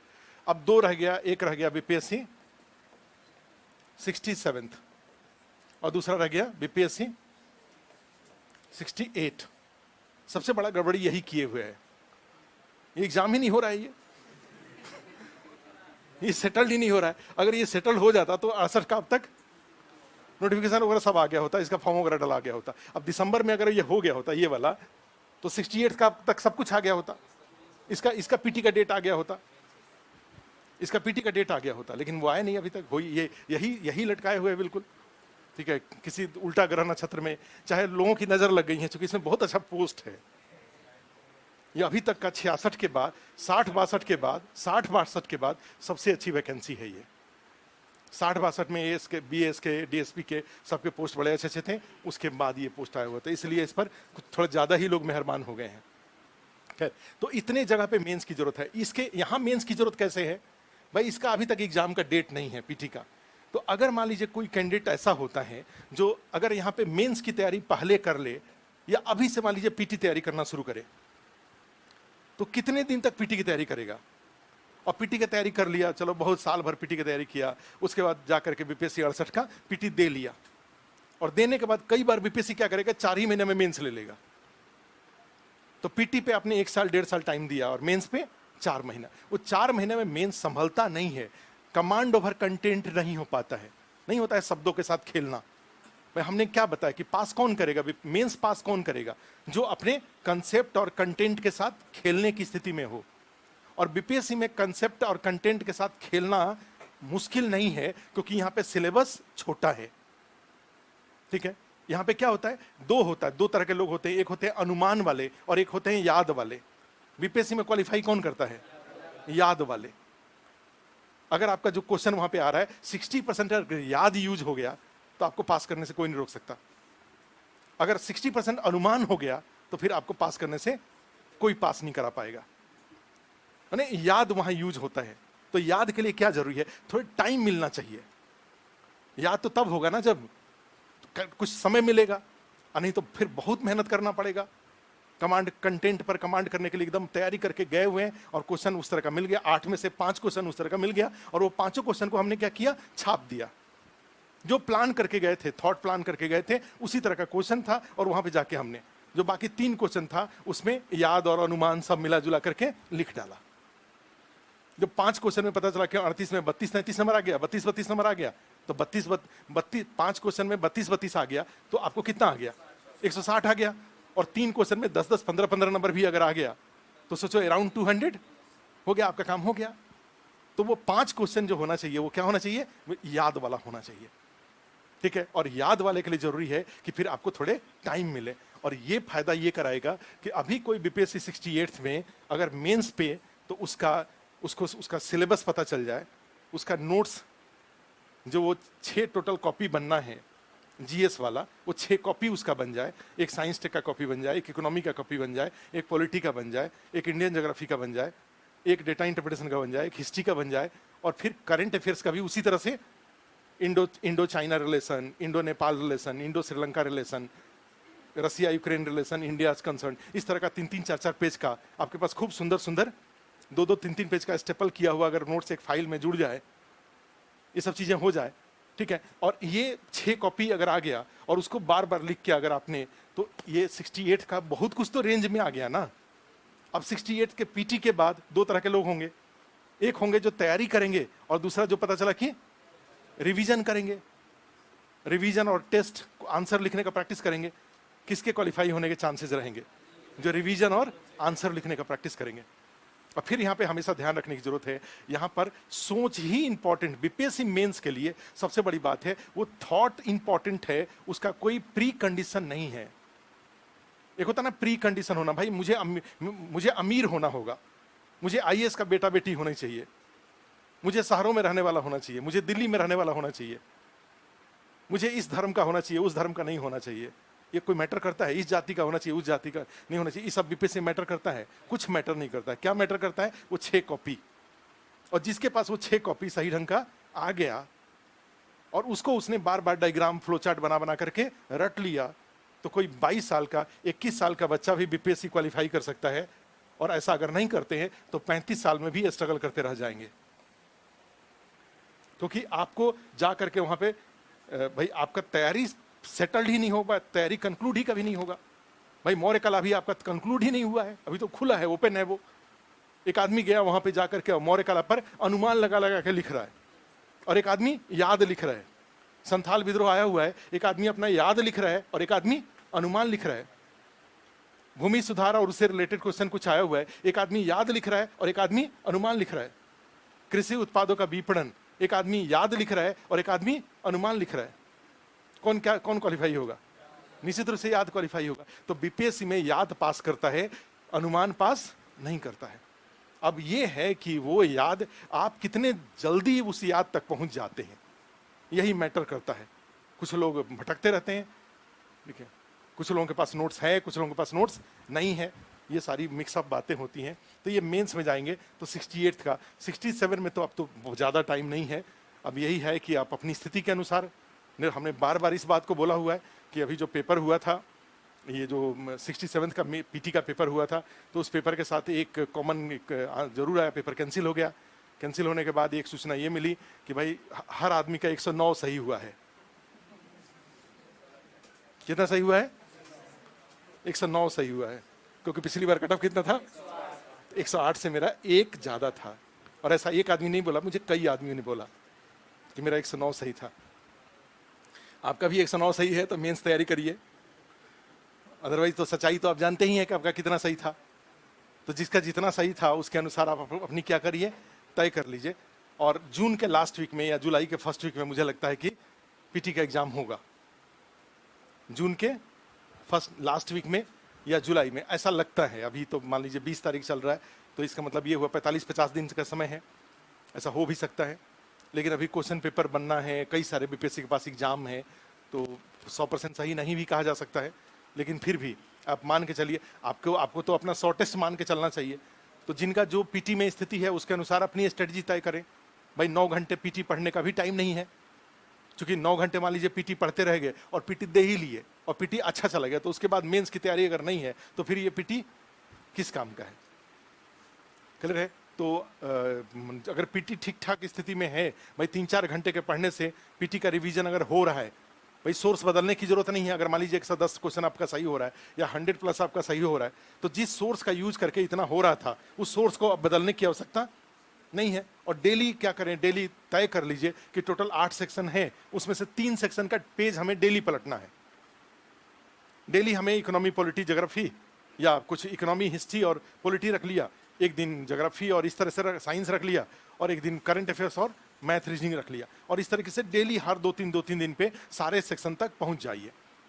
12 घंटे की पढ़ाई करते ही रहिए, और 12 घंटे की या 14 घंटे की पढ़ाई करिए। करना काम क्या है? तो 14 घंटे की पढ़ाई कर रहे हैं तो उसमें से 4-5 घंटे टाइम पीटी पे दे लीजिए, मोर देन सफिशिएंट है, उससे ज़्यादा की जरूरत नहीं है। और 8-9 घंटे टाइम मेंस पे दे लीजिए। या अगर पीटी में लगता है कि पीटी हमारा 90 प्लस हो रहा था, 95 प्लस हो रहा था और इस बार ही इंपॉर्टेंट है पास करना, इस बार अगर लगता है कि मैं इंप्रूव कर सकता हूं, तो भाई आप 8-9 घंटे पीटी पे दे लीजिए, फिर भी 4-5 घंटे मेंस पर देते रहिए इस तरीके से। क्योंकि मान लीजिए फिर अगर मेंस पे टाइम नहीं देंगे और पीटी हो जाएगा, पीटी अच्छा भी चला जाता है, तो उस अच्छा जाने का कोई औचित्य नहीं रह जाएगा। क्यों? क्योंकि ज्ञान के साथ अपनापन नहीं हो पाएगा, और ज्ञान के साथ अपनापन नहीं हो पाएगा तो फिर अच्छे ढंग से वो एग्जाम हॉल में यूज नहीं होगा, फिर उस बार क्वालिफाई होना थोड़ा मुश्किल होने लगता है। तो ये जो हम लोग अभी क्लास करेंगे, 2 घंटे का डेली क्लास कर लेते हैं और 2 घंटे कमरे पे और पढ़ लीजिए आप, तो 4 घंटा हो गया। और जीएस इस दौरान जितना आगे खिंचा जाए तो 4 घंटे का हो गया। अब बाकी जो 7-8 घंटे का टाइम है, वो 7-8 घंटे का टाइम, 9 घंटे का टाइम आप पीटी पे दे लीजिए अपना, अपने संतोष, जितने दूर तक आपको संतोष रहे उतने टाइम तक पीटी पर देने के बाद जो टाइम बचे उसमें रिलैक्स होने के बदले उसमें कहाँ जाने की जरूरत है?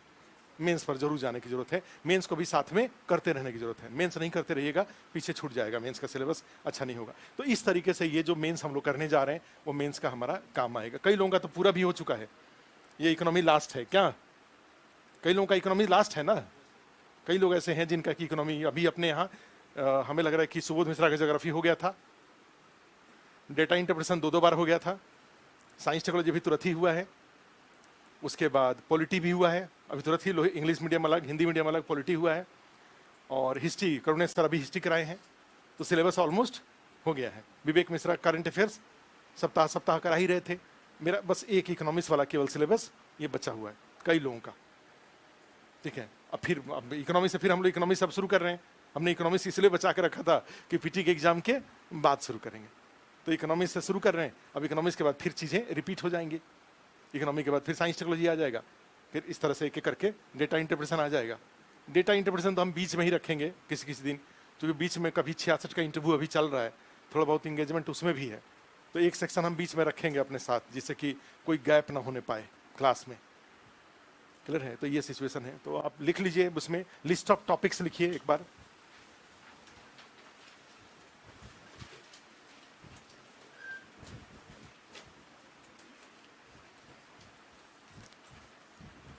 लिस्ट ऑफ टॉपिक्स, तो एक तो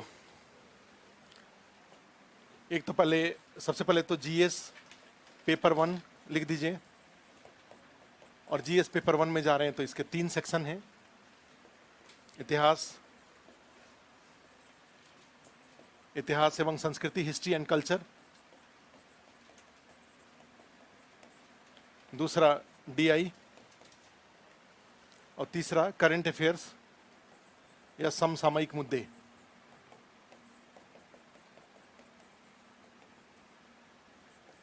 समसामयिक मुद्दे।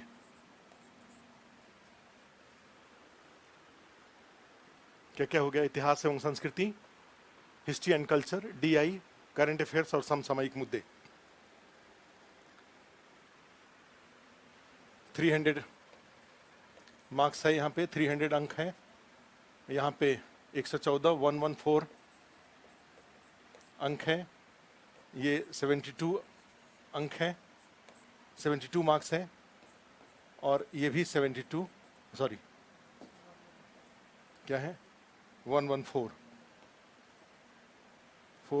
अंक है, ये मार्क्स है। यहाँ पर भी 3 क्वेश्चंस हैं, 3 प्रश्न हैं 38 नंबर के। यहाँ पर 2 क्वेश्चन हैं, ये 36 मार्क्स के हैं, 36 मार्क्स के हैं। और करंट अफेयर्स में भी 3 क्वेश्चन हैं 38 मार्क्स के, 3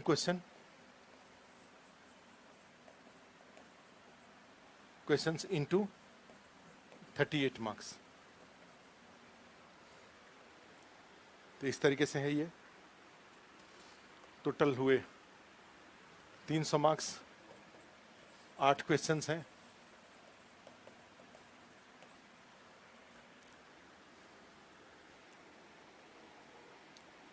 हिस्ट्री वाले में जाएं तो 5 पॉलिटिकल इश्यूज हैं यहाँ पे। हिस्ट्री वाले के 17 या 18 टॉपिक जो टोटल बनता है, उसमें 5 पॉलिटिकल इश्यूज हैं, ठीक है, राजनीतिक मुद्दे।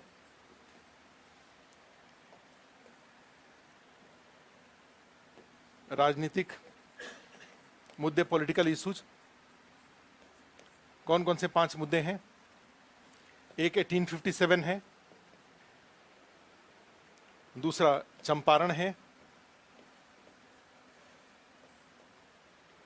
1857 चंपारण विद्रोह, 1857 का विद्रोह, चंपारण आंदोलन, चंपारण मूवमेंट। तीसरा असहयोग, नॉन कोऑपरेटिव मूवमेंट।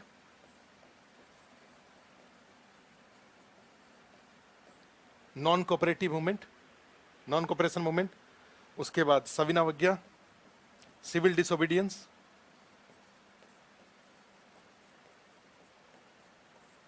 अवज्ञा, सिविल डिसोबीडियंस। और लास्ट में एक 1942 भारत छोड़ो, क्विट इंडिया मूवमेंट, भारत छोड़ो आंदोलन। तो ये 5 राजनीतिक मुद्दे हैं जो पूछे जाते हैं। इसमें से क्वेश्चन जो भी आना होगा इसी में से आएगा। बीच में से कभी कोई एक आध क्वेश्चन निकाल दिया तो निकाल दिया। क्योंकि 6 क्वेश्चन पूछा जाता है तो एक थोड़े से अनप्रेडिक्टेबल होता है, तो वो यहाँ पे हो सकता है, लेकिन 5 ये सीधे सीधे क्वेश्चन होते हैं, ठीक है। अब यहाँ पे जाएंगे तो 3 जैसे 2 जनजाति विद्रोह है और 1 किसान आंदोलन है, ठीक है। तो 3 यहाँ पर आंदोलन हो जाएगा। कौन कौन से? एक तो जनजाति विद्रोह, ट्राइबल मूवमेंट, और जनजाति विद्रोह में 2 संथाल और दूसरा मुंडा आंदोलन। संथाल विद्रोह और मुंडा आंदोलन। और एक और हो जाता है किसान आंदोलन, पीजेंट मूवमेंट। तो 5 वहां पे था, ये 6ठा हो गया, ये 7वां हो गया।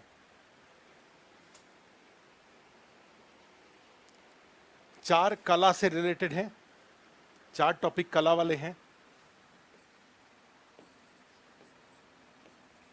आर्ट,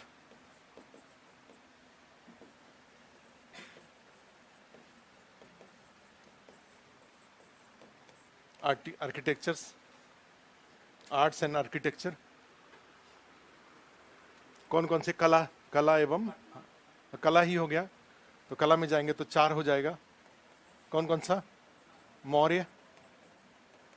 मौर्य कला, पाल कला,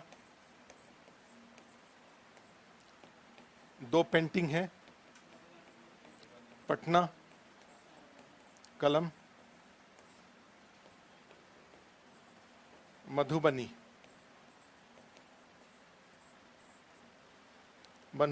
पेंटिंग, मधुबनी पेंटिंग।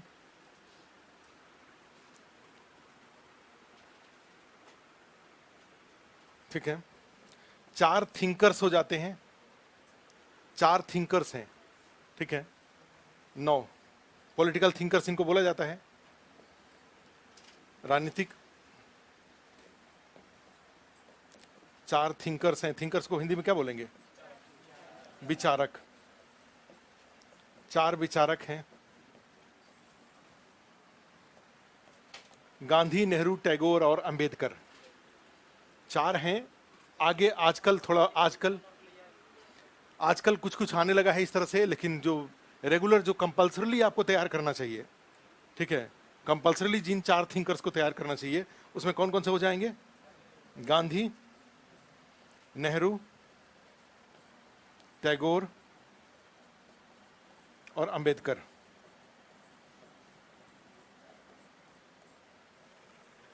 गांधी, नेहरू, टैगोर और अंबेडकर, ये 4 हैं टोटल।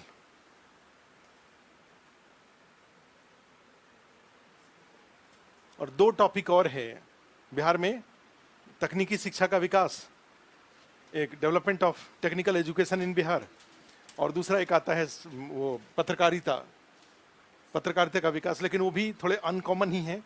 मुख्य रूप से एक और है, वो है कि development of technical education in Bihar. Bihar में तकनीकी शिक्षा का विकास, development of technical education in Bihar.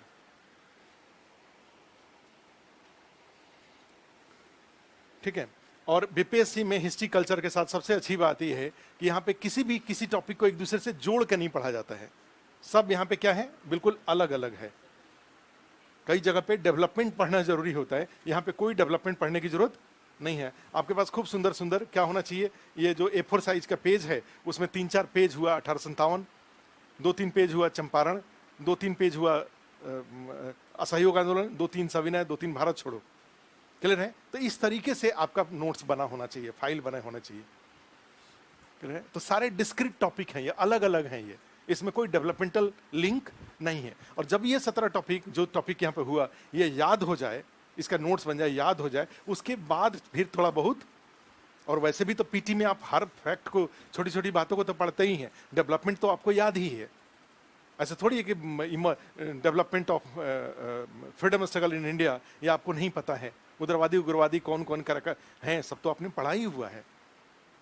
ठीक है। तो इसलिए ये जो पीटी के बेस पर इतने सारे जो टॉपिक निकलते हैं, ये टॉपिक बिल्कुल 100% याद रहना चाहिए। 6 क्वेश्चन में से 3 क्वेश्चन इतने में से जरूर आ जाएगा, जो लिखने वाला। तो यहाँ पे इंपॉर्टेंट क्या हुआ कि भाई टॉपिक मुझे पता है, क्वेश्चन भी मुझे पता है, अब मेरा मोस्ट इंपॉर्टेंट पार्ट क्या है, मैं इसको कैसे लिखता हूं, that one is more important than, ठीक है, वट एवर नॉलेज यू, आप क्या ज्ञान रखें उससे मतलब नहीं है, आपने क्या किया, आप कैसे ये जो नोन क्वेश्चन थे उसको कैसे आपने लिखा, ये ज्यादा इंपॉर्टेंट है। ठीक है, इस वाले में, हिस्ट्री वाले में। सेकंड आइए डीआई में, डेटा इंटरप्रिटेशन में, और डीआई में ये 72 मार्क्स का है। और यहां पे जो 4 टॉपिक है उसमें एक सबसे इंपॉर्टेंट होता है टेबुलेशन, या उसको बोलते हैं सारणियन।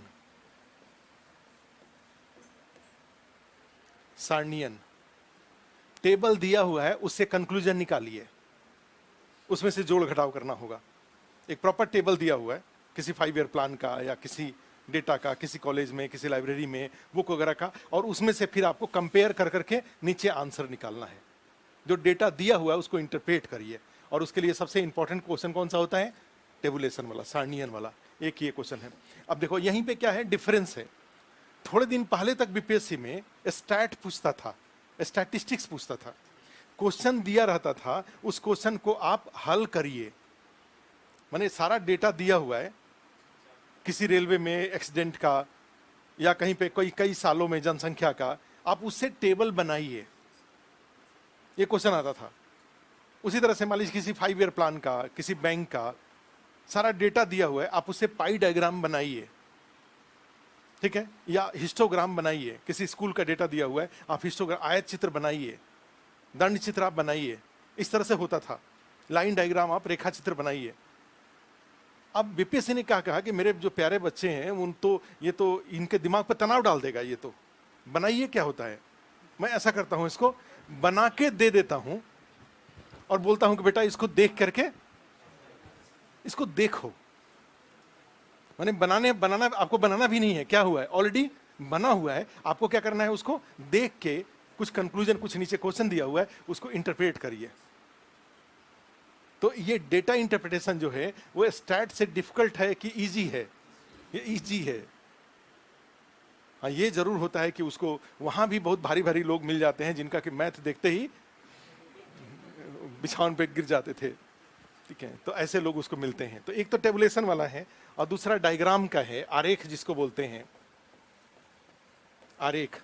और ये आरेख मुख्य रूप से 4 तरह के डायग्राम हैं। एक लिख दीजिए, दंड चित्र, बार डायग्राम, दंड चित्र। दूसरा होता है आयत चित्र, हिस्टोग्राम, हिस्टोग्राम।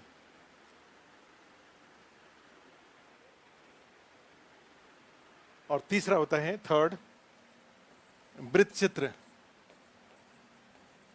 पाई डायग्राम, पाई चित्र, पाई डायग्राम, हाँ पाई चार्ट लिख दीजिए। और चौथा होता है लाइन डायग्राम, रेखा चित्र,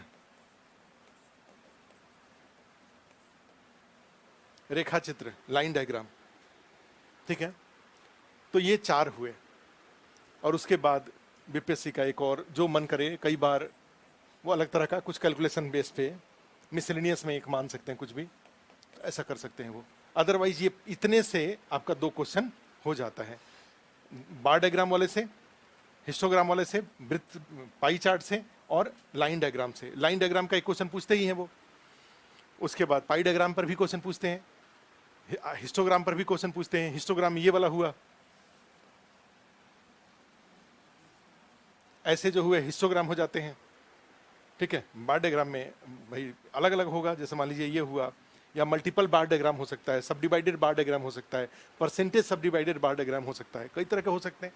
तो वो क्वेश्चन दिए रहेंगे उसके अनुसार, यही इतना ही सिलेबस उसका होता है।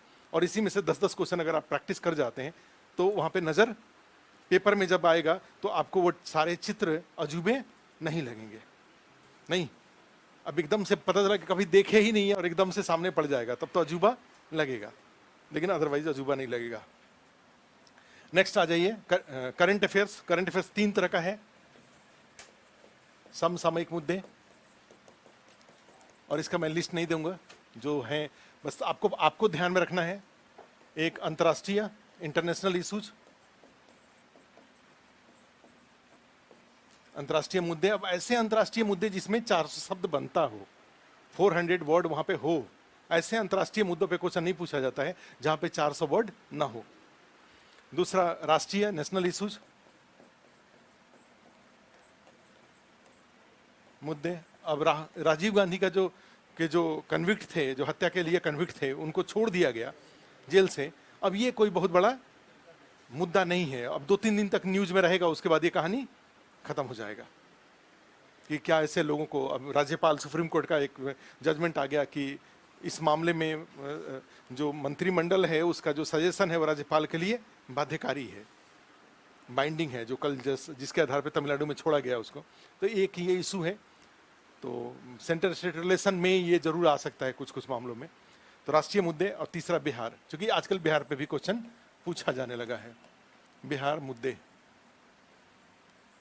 और बिहार मुद्दों में जैसे जल जीवन हरियाली है, या इथेनॉल है, या जो जो औद्योगिक विकास जो के लिए जो बिहार इन्वेस्टमेंट जो मीट हुआ है, उसके ऊपर। बिहार इन्वेस्टमेंट मीट तो बहुत होते हैं, लेकिन बिहार में निवेश नहीं होता है। ठीक है, इस तरह के क्वेश्चन जोड़ करके कुछ पूछ सकता है वो, करंट अफेयर से रिलेटेड। तो ये तीनों में फिर आपको थोड़े से विजिलेंट रहने होंगे, जिससे कि आपको लिस्ट मिलते रहे। और यहाँ पे जो भी बीपीएससी का जो ट्रेंड को देखते हुए कुछ विजिबल टॉपिक है, बड़े टॉपिक है, उसके साथ साथ कुछ छोटे टॉपिक भी अपने नोट्स में जरूर शामिल करना चाहिए। ठीक है, ये होता है ये। अब आ जाइए पेपर 2 पे, जीएस पेपर 2 पे 300 मार्क्स, और यहाँ भी 8 क्वेश्चंस हैं। और यहाँ जाएंगे तो पार्ट ए में पॉलिटी है, पॉलिटी में भी 114 मार्क्स है, 3 क्वेश्चन इंटू 38 मार्क्स है।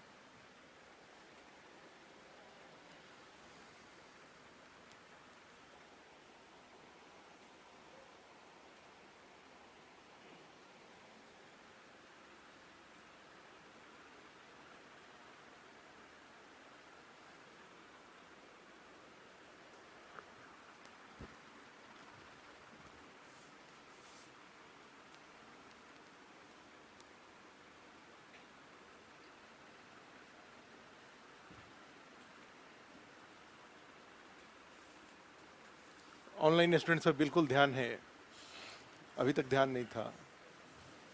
जो बोल रहे हैं सबके लिए बोल रहे हैं। इकोनॉमिक्स लास्ट है, अच्छा हाँ ठीक है। और क्या इस पैटर्न चेंज होगा? देखो अब कई बार आदमी जैसे क्वेश्चन पूछ रहे हैं कि क्या बीपीएससी 67 से पैटर्न चेंज होगा?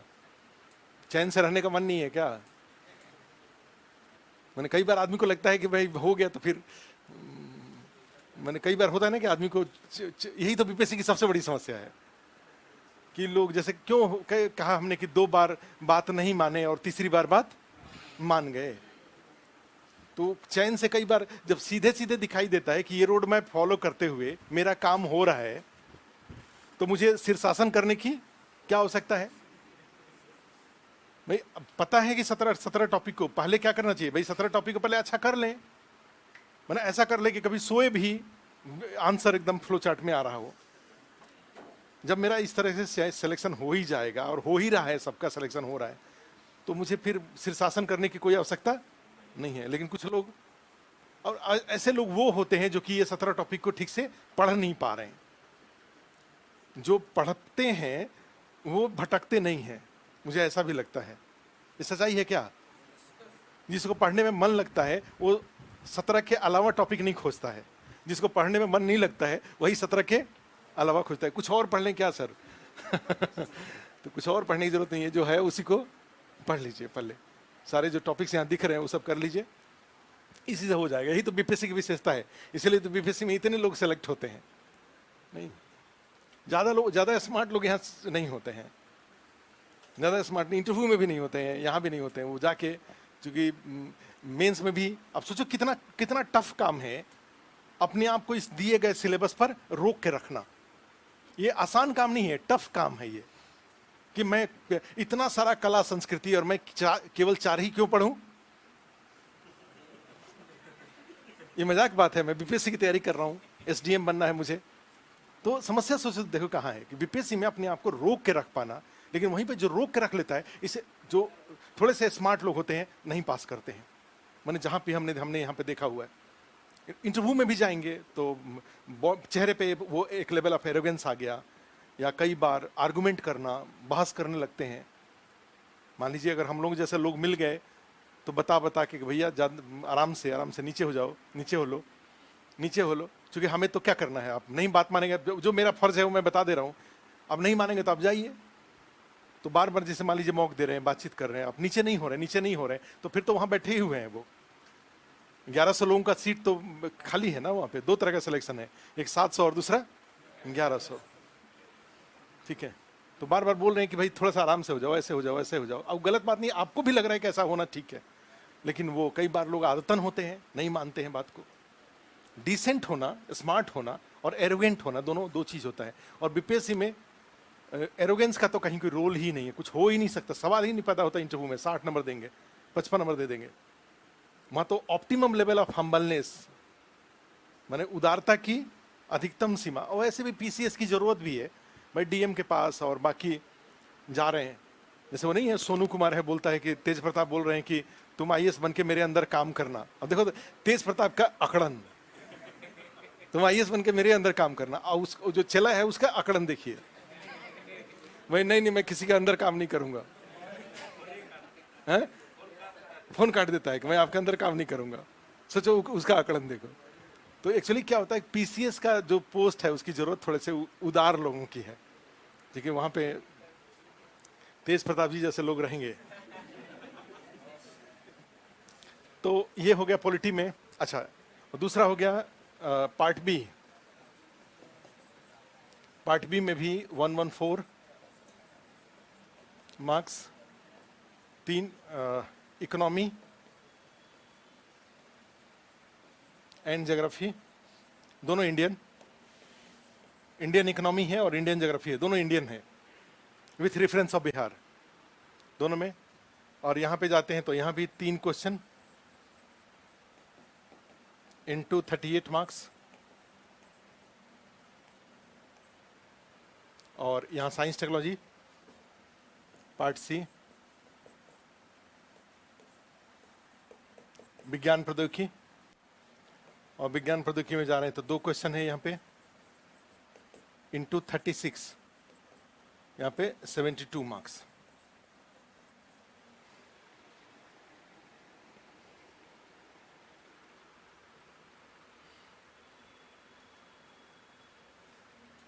तो पॉलिटी वाले में कुछ कुछ टॉपिक्स लिख दीजिए, जो बाकी तो सर जो लोग जो पॉलिटी वाले सर हैं वो अपना पढ़ाएंगे, लेकिन फिर भी एक लमसम आइडिया रखिए अपने पास।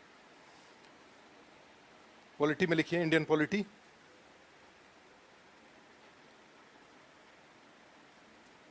और उसमें जाएंगे तो प्रस्तावना, प्रस्तावना प्रीएम्बल से संबंधित प्रश्न, प्रीएम्बल रिलेटेड क्वेश्चन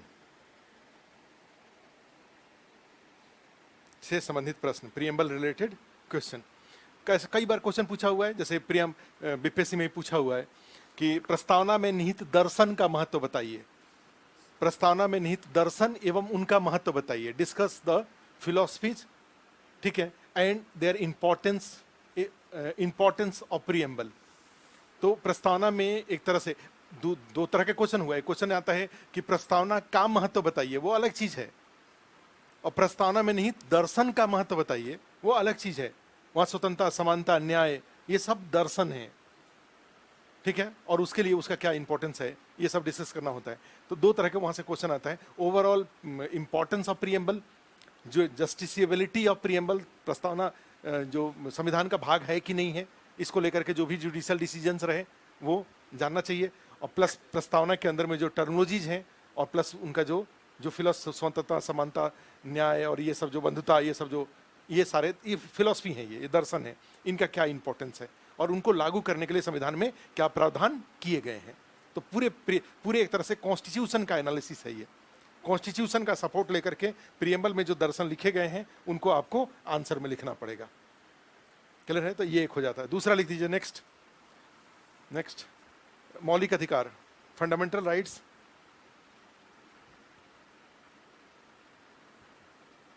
और उसमें फंडामेंटल राइट में जाते हैं तो एक तो जैसे एक क्वेश्चन ये आता है कि हमेशा से फंडामेंटल राइट में देखो क्या हुआ कि न्यायालय द्वारा एक कोशिश की गई है, राज्य द्वारा हमेशा कोशिश किया गया है कि इसके दायरे को छोटा किया जाए, और न्यायालय द्वारा हमेशा कोशिश किया गया है कि इसके दायरे को या तो बनाए रखा जाए और नहीं तो हम भी बाहर निकालें। और ये इसका जो इतिहास है, हिस्ट्री ऑफ, तो ये एक टॉपिक रहता ही हमेशा। और आज के डेट में तो ये है, आईएएस में ही क्वेश्चन पूछा गया था कि आज संविधान मौलिक अधिकार उस सीमा तक नहीं है जिस सीमा तक संविधान में शामिल किया गया। आज उसका दायरा अत्यंत व्यापक है। आर्टिकल 21 सबसे अच्छा उसका एग्जाम्पल है कि 21 में ऐसे बहुत सारे स्वतंत्रता में और लाइफ एंड लिबर्टी में ऐसे बहुत सारे नए नए कंसेप्ट सुप्रीम कोर्ट ने जोड़ दिया है जो कि पहले ओरिजिनल कॉन्स्टिट्यूशन में शामिल नहीं थे। ठीक है, तो एक आर्टिकल जो पूरे कॉन्स्टिट्यूशन में जाएंगे, एक आर्टिकल जिसका सबसे ज्यादा विस्तार हुआ है वो आर्टिकल 21 है। ठीक है, और बाकी अदरवाइज तो सबसे ज्यादा जिसका मिसयूज हुआ है वो आर्टिकल 356 है, आर्टिकल 356 है।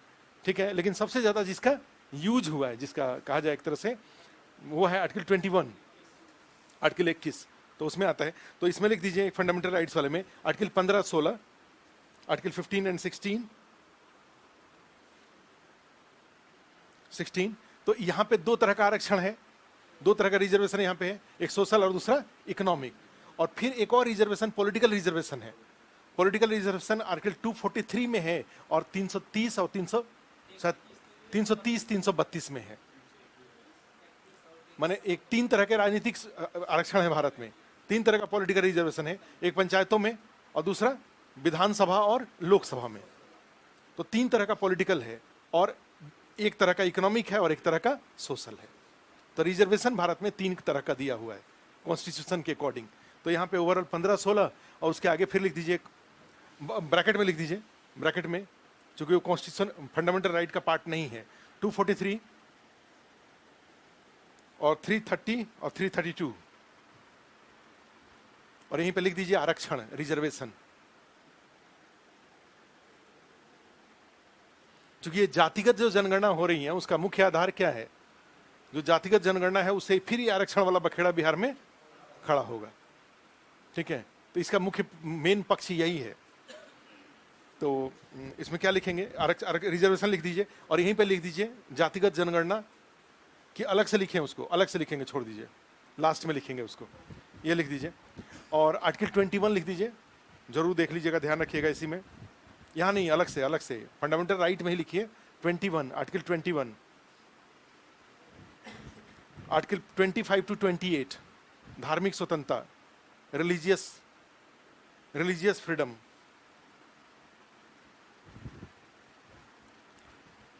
आर्टिकल 29-30 भी अभी चर्चा में है, माइनॉरिटीज अल्पसंख्यकों से संबंधित अनुच्छेद 29 और 30 लिख लीजिए उसको। अब बीपीएससी में इस तरह के क्वेश्चन पूछ भी लेता है 29-30 टाइप का, 29-30 और 32-226 तो है ही अपनी जगह पे। नेक्स्ट एक और लिख दीजिए आर्टिकल 32 और 226, जानकारी होनी चाहिए।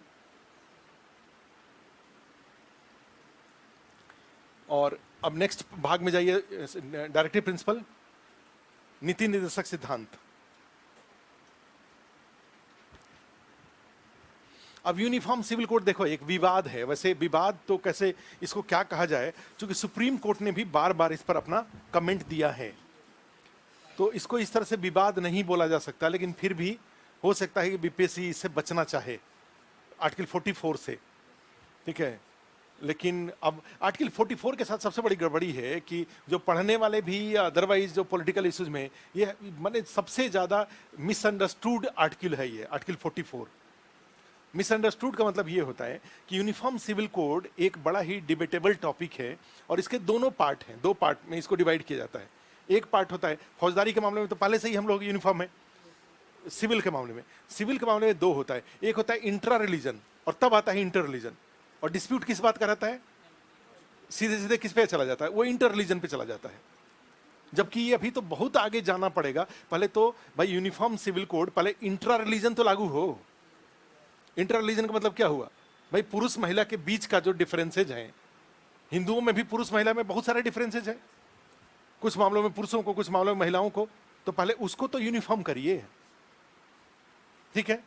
अब मुस्लिम में जाएंगे तो मुस्लिम में सबसे अच्छा है कि भाई लड़की से शादी के पहले उसकी सहमति अनिवार्य है।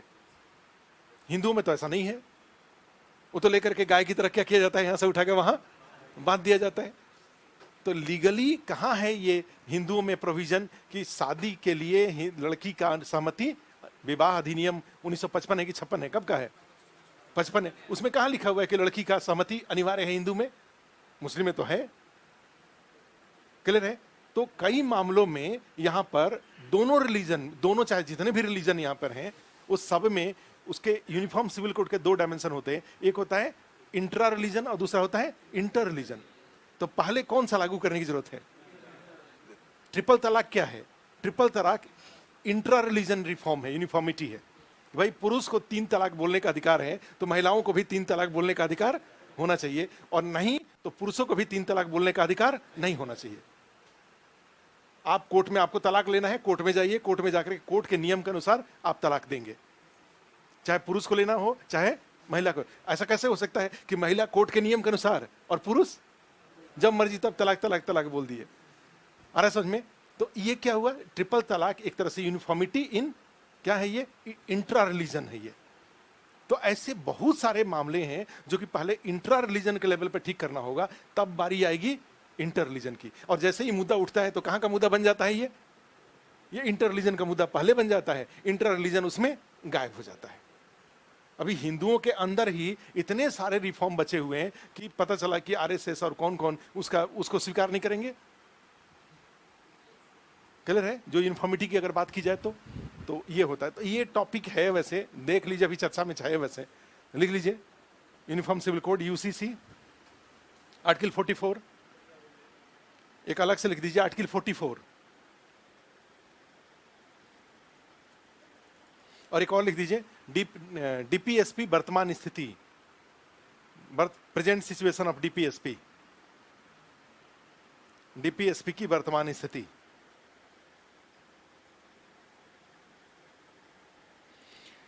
ठीक है। अब सोच के देखो, एकदम मैथ है ये, ठीक है। एक और क्वेश्चन जैसे पूछा गया था फंडामेंटल राइट में रीजनेबल रेस्ट्रिक्शंस का, कि नागरिकों को अनेक मौलिक अधिकार प्राप्त हैं, किंतु यह उच्छृंखल ये अधिकार, मैंने कुछ उस तरह से, किंतु सभी अधिकारों के साथ रीजनेबल रेस्ट्रिक्शंस लगे हुए हैं। चर्चा करें। नागरिकों को, Indian citizens has many fundamental rights, but all these rights are not absolute, it has many reasonable restrictions discuss. इसका मीनिंग क्या हुआ? पूरा मैथ हो गया। आपको हर आर्टिकल के बारे में जानना। आर्टिकल 14 जानिए कौन सा रीजनेबल रेस्ट्रिक्शंस है, आर्टिकल 15 जानिए कौन सा रीजनेबल रेस्ट्रिक्शंस है, 16 जानिए कौन सा रीजनेबल रेस्ट्रिक्शंस है, आ रहा है समझ में? 19 जानिए कौन सा रीजनेबल रेस्ट्रिक्शंस है, 20, 21, 22, 23, 24, 25 सब में जो रीजनेबल रेस्ट्रिक्शंस है सब जानना पड़ेगा। मैथ हो गया कि नहीं हो गया? ये एक एक आर्टिकल को जानना पड़ेगा और जानना भी चाहिए। वैसे फंडामेंटल राइट को तो अच्छे से पढ़ना चाहिए, डायरेक्टिव प्रिंसिपल को भी अच्छे से पढ़ना चाहिए। हर आर्टिकल का इंप्लीमेंटेशन पार्ट है। किसी में अगर 0 से 10 के बीच में देखा जाए तो किसी में 1 पॉइंट है, कोई कुछ 0 पर ही है और कुछ मामलों में वो 10 तक पहुंचा हुआ है। जैसे पंचायत वाला आर्टिकल 40 है, अनुच्छेद 40 है, वो 10 तक पहुंचा हुआ है। जो अनिवार्य शिक्षा वाला जो है, सबके लिए शिक्षा कौन? 45 primary education, compulsory primary education 45 पूरे 0 10 में 10 दे सकते हैं आप, क्योंकि उसको फंडामेंटल राइट बनाया हुआ है। तो इस तरीके से ये मैथ होता है, ये मैथ की तरह। और ये टीचर कोई टीचर नहीं बताता है, टीचर लमसम एक बता देंगे।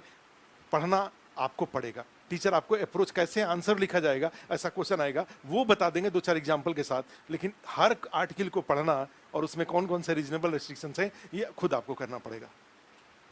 क्लियर है? तो ध्यान रखिएगा इस बात को। नेक्स्ट लिख दीजिए, प्रेसिडेंशियल इलेक्शन, राष्ट्रपति का चुनाव, प्रेसिडेंशियल इलेक्शन।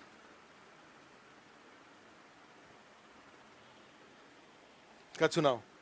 अब यहां पे अभी कोई ऐसा डिस्प्यूट राष्ट्रपति के साथ, प्रेसिडेंट के साथ इस सरकार में नहीं रहा जिससे कि प्रेसिडेंट का रोल और फंक्शन कोई बीपीएससी में क्वेश्चन बनेगा। ऐसा कोई क्वेश्चन नहीं बनेगा। प्रेसिडेंशियल इलेक्शन ही सबसे इंपॉर्टेंट टॉपिक है, उसके सारे प्रोविजंस को आपको जानना चाहिए। क्लियर है इसमें? नेक्स्ट, प्रेसिडेंट इलेक्शन के बाद अब आर्टिकल 72 ऐसा कोई इंपॉर्टेंट नहीं है अभी। आर्टिकल 72 राष्ट्रपति के जो क्षमा दान की जो शक्ति है, वो राइट टू पार्डन वाला वो नहीं है अभी आर्टिकल। इसमें मिलीजुली सरकार एक हमेशा टॉपिक रहता है। कोलिजन गवर्नमेंट लिख दीजिए, आर्टिकल 74 मिलीजुली सरकार, कोलिजन गवर्नमेंट।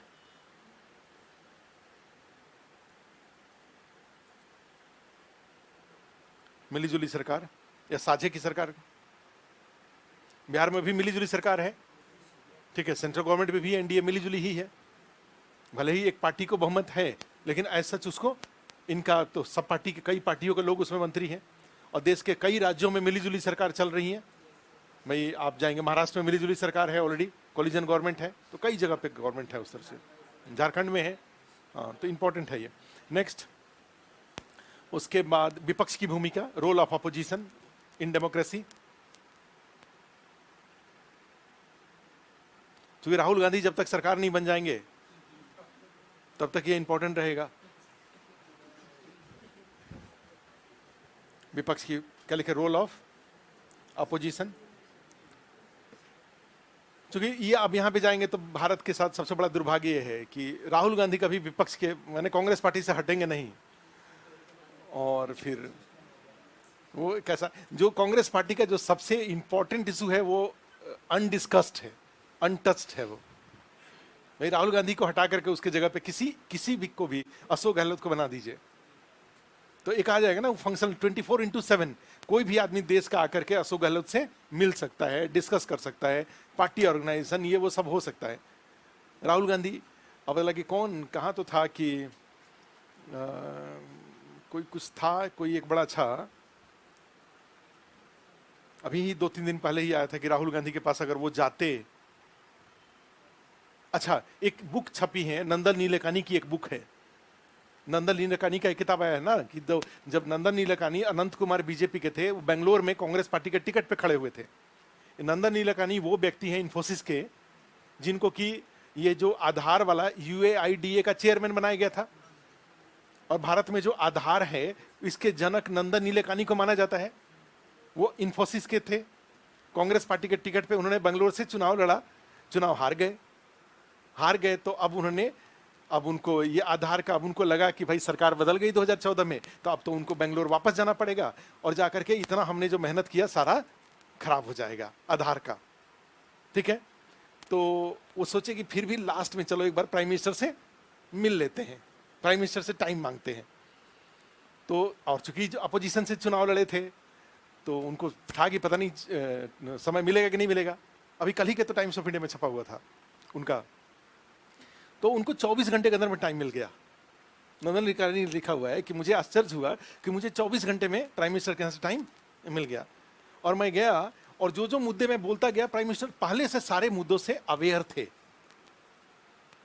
मैंने जो चीज, मेरा जो कंसर्न था, जो मैं प्राइम मिनिस्टर को कन्विंस करने के लिए टाइम मांग रहा था कि ये जो प्रोजेक्ट है वो खराब नहीं है, तो पता लगा कि प्राइम मिनिस्टर पहले से उन सारे मुद्दों पे पहले से अपडेटेड थे और वो जागरूक थे।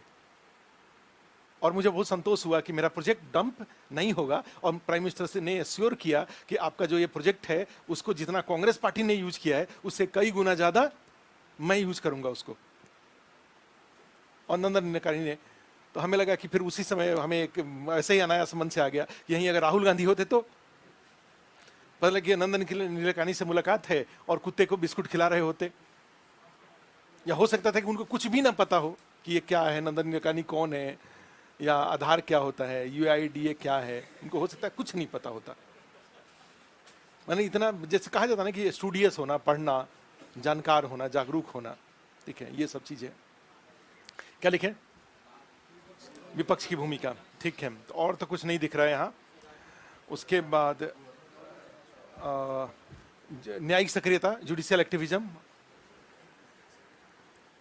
आर्टिकल 1 to 4 आ जाएगा ना, इसके बाद जाएंगे तो आर्टिकल 1 to 4 आ गया। 1 to 4 से लेकर तो वो है जुडिशरी है, न्यायिक सक्रियता, जुडिशियल एक्टिविज्म, हमसे ज्यादा जानते हैं आप।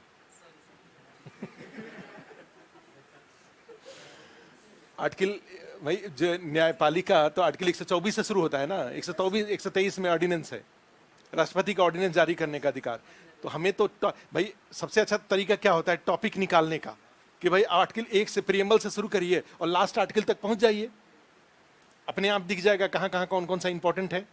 और उसके बाद ओवरऑल कुछ पॉलिटिकल इश्यूज हैं, जैसे कास्ट एंड पॉलिटिक्स, ये पॉलिटिकल इश्यूज है ना, ये कॉन्स्टिट्यूशनल इश्यूज तो है नहीं।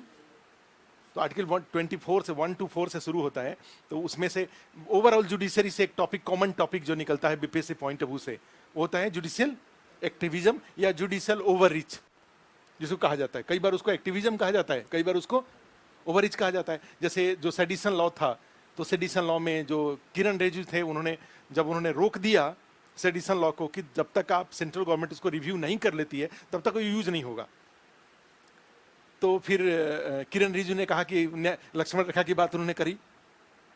तो लक्ष्मण रेखा का मतलब क्या हुआ कि एक होता है एक्टिविज्म, एक्टिविज्म एक पॉजिटिव वर्ड है, ओवररीच एक निगेटिव वर्ड है कहीं भी। तो भारत में अब क्या हो रहा है, एक्टिविज्म से मामला कई बार ओवररीच में चला जा रहा है, ठीक है। लेकिन फिर भी आपका एक टॉपिक बनता है ये PIL, public interest litigation importance. PIL bracket में कॉमा देके ना हो तो लिख लीजिए PIL पब्लिक इंटरेस्ट लिटिगेशन, जनहित याचिका, जनहित याचिका। यहां से जाएंगे तो फिर सीधे आ जाएंगे 243 पंचायती राज, बिहार में चुनाव हुआ है अभी, पंचायती राज 243।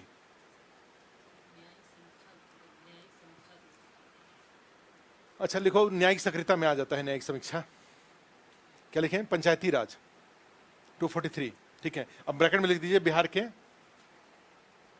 बिहार में चुनाव, बिहार में पंचायत चुनाव, पंचायत इलेक्शन इन बिहार।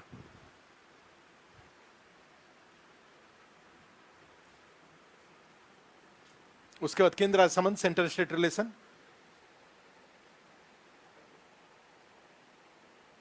केंद्र राज्य संबंध, नई प्रवृत्तियां, न्यू टेंडेंसी, उसी में केंद्र राज्य संबंध में ही कई सारी नई प्रवृत्तियां उभरी हैं ना, नई प्रवृत्तियां।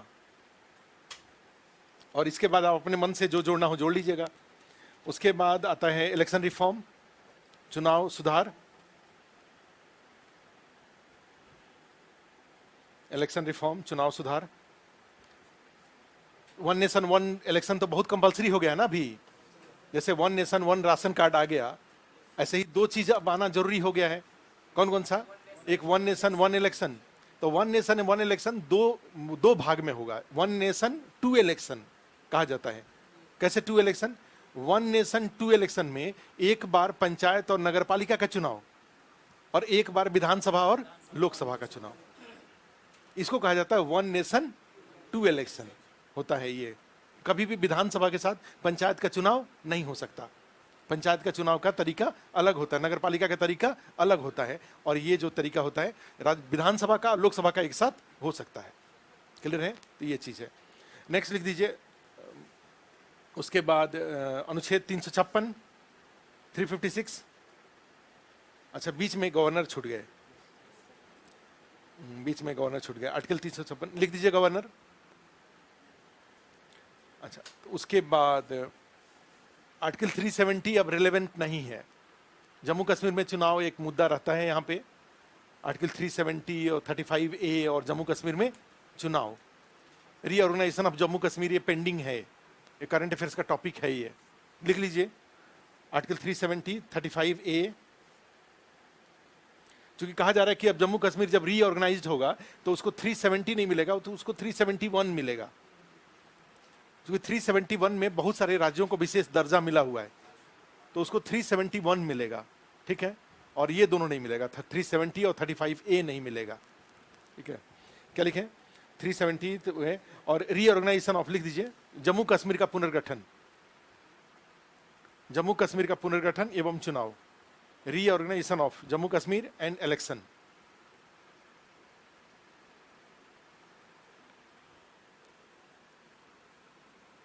और फिर कुछ मिसरी, कुछ राजनीतिक मुद्दे, पॉलिटिकल इश्यूज, एक हेडिंग डाल दीजिए, सब कुछ राजनीतिक मुद्दे।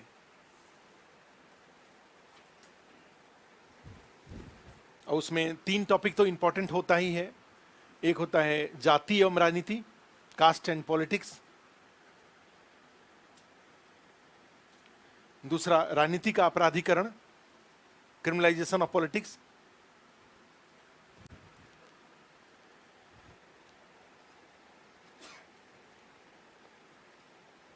और तीसरा, थर्ड,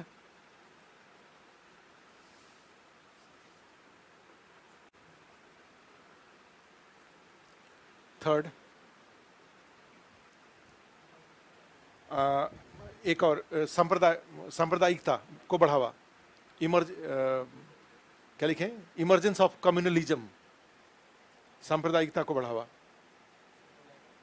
इमर्जेंस ऑफ कम्युनलिज्म। ठीक है? को बढ़ावा। अच्छा, तो ये टोटल इश्यूज थे, और जो मन करे आपको लगता है कि कुछ इंपॉर्टेंट टॉपिक ऐसा कुछ है तो आप इसमें लिख सकते हैं। नेक्स्ट लिख दीजिए साइंस टेक्नोलॉजी, विज्ञान प्रौद्योगिकी, विज्ञान एवं प्रौद्योगिकी। इकोनॉमिक्स वाला कल करके फिर टॉपिक शुरू कर लेंगे। ठीक है? विज्ञान प्रौद्योगिकी। तो एक तो जैसे एनर्जी वाले में 2 टॉपिक होता है, 3 टॉपिक मान सकते हैं।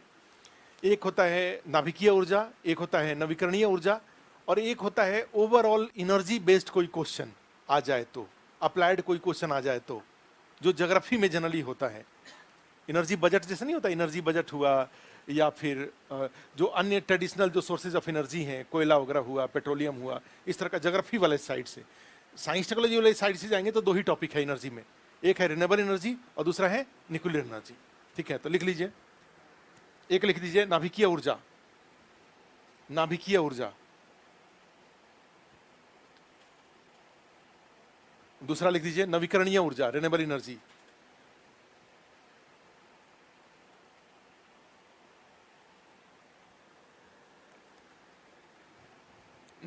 नवीकरणीय ऊर्जा, दूसरा नाभिकीय ऊर्जा। एक होता है ना, जिससे भारत की आज के डेट में जाएंगे तो 2 सबसे बड़ी भारत की उपलब्धि है। There are 2 most important achievement India is enjoying. Bharat का बहुत कॉलर आजकल ऊंचा है। एक है अनाज के मामले, अनाज। कोई विश्वास, अब सोचो भारत जैसे देश में अनाज अगर कम हो जाए, 140 करोड़ लोग हैं, और ये बड़े नॉइजी लोग होते हैं। नॉइजी मतलब क्या? दिन भर बोलते रहते हैं।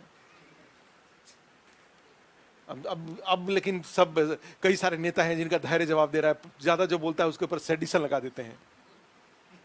नहीं, और भाई आपके बोली से देश में संकट खड़ा होने की संभावना थी, इसलिए आपके ऊपर और नवनीत राणा थी, उनके ऊपर सेडिशन महाराष्ट्र सरकार ने क्यों लगाया? कि ऐसा नहीं था कि उनको हनुमान चालीसा से मुझे एतराज नहीं था, आप जो कर रहे थे उससे देश को खतरा था। तो अंग्रेजों ने सेडिशन ला लाया था, उसका भारत में जो उसका यूज हो रहा है आजकल। तो ये इसमें जैसे नोआइजी लोग हैं, तो भारत का दो सबसे बड़ी उपलब्धि है, एक अनाज और दूसरा है बिजली। इतने बड़े देश में सामाजिक बिजली की जरूरत और आर्थिक बिजली की जरूरतों के लिए भारत अपनी बिजली की जरूरतों को पूरा कर ले रहा है, अनइमेजिनेबल है। ऐसा जनरली कई देशों में नहीं होता है, भारत के कैटेगरी के देशों में ऐसा होता नहीं है। और आपको जानकर असर होगा कि ये जो बिजली 24/7 भारत इंजॉय कर रहा है, इसमें एक बहुत महत्वपूर्ण बिहारी की भूमिका है।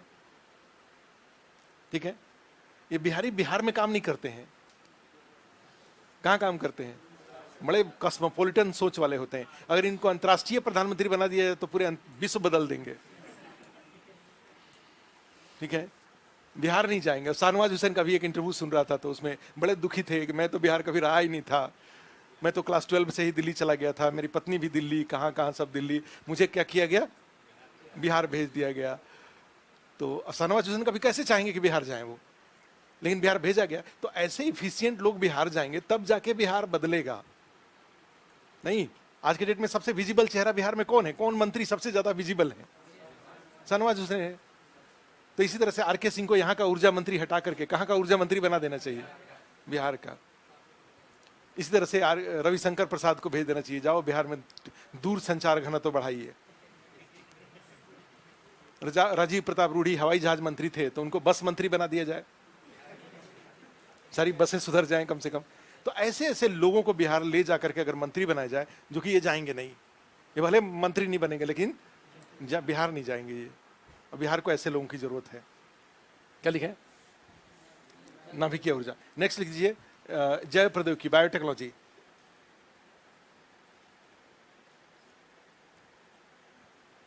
स्पेस टेक्नोलॉजी अगला टॉपिक, अंतरिक्ष प्रौद्योगिकी। बायोटेक्नोलॉजी, जैव प्रौद्योगिकी, जैव प्रौद्योगिकी के बाद अंतरिक्ष प्रौद्योगिकी, स्पेस टेक्नोलॉजी। उसके बाद biotechnology, space technology, environmental pollution, पर्यावरण प्रदूषण।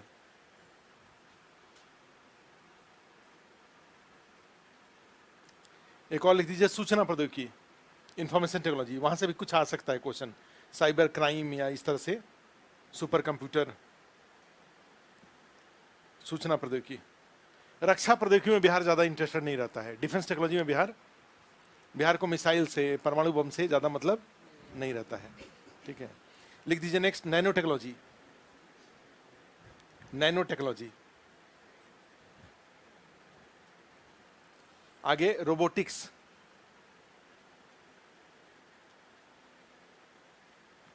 नेक्स्ट अति चालकता, सुपर कंडक्टिविटी,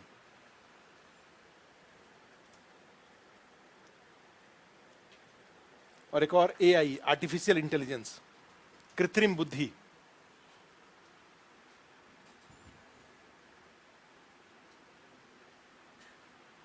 प्लस अन्य मिसलेनियस। तो इतने सारे ये टॉपिक्स थे। अब इसके लिए आपके पास 3 और 4 7 कॉपी होने चाहिए। लास्ट में एक जगह लिख दीजिए कहीं इकोनॉमी, इंडियन इकोनॉमी, और इंडियन इकोनॉमी लिख दीजिए, उसको फिर अलग से करेंगे। अपना कॉपी अलग से कॉपी रख दीजिए, उस कॉपी में इंडियन इकोनॉमी लिख दीजिएगा और उसका लिस्ट बनवा देंगे। और पहले लिस्ट बना करके फिर उसके बाद एक एक टॉपिक स्टार्ट कर लेंगे। क्लियर है? तो अब यहाँ पे आपको हमेशा ध्यान रखने की जरूरत है कि आपके पास 7 और 2 9, मेंस के लिए 9 कॉपी होना चाहिए, ऑप्शनल का 2 और जीएस का 7 कॉपी। ये 7 कॉपी बन जाना चाहिए।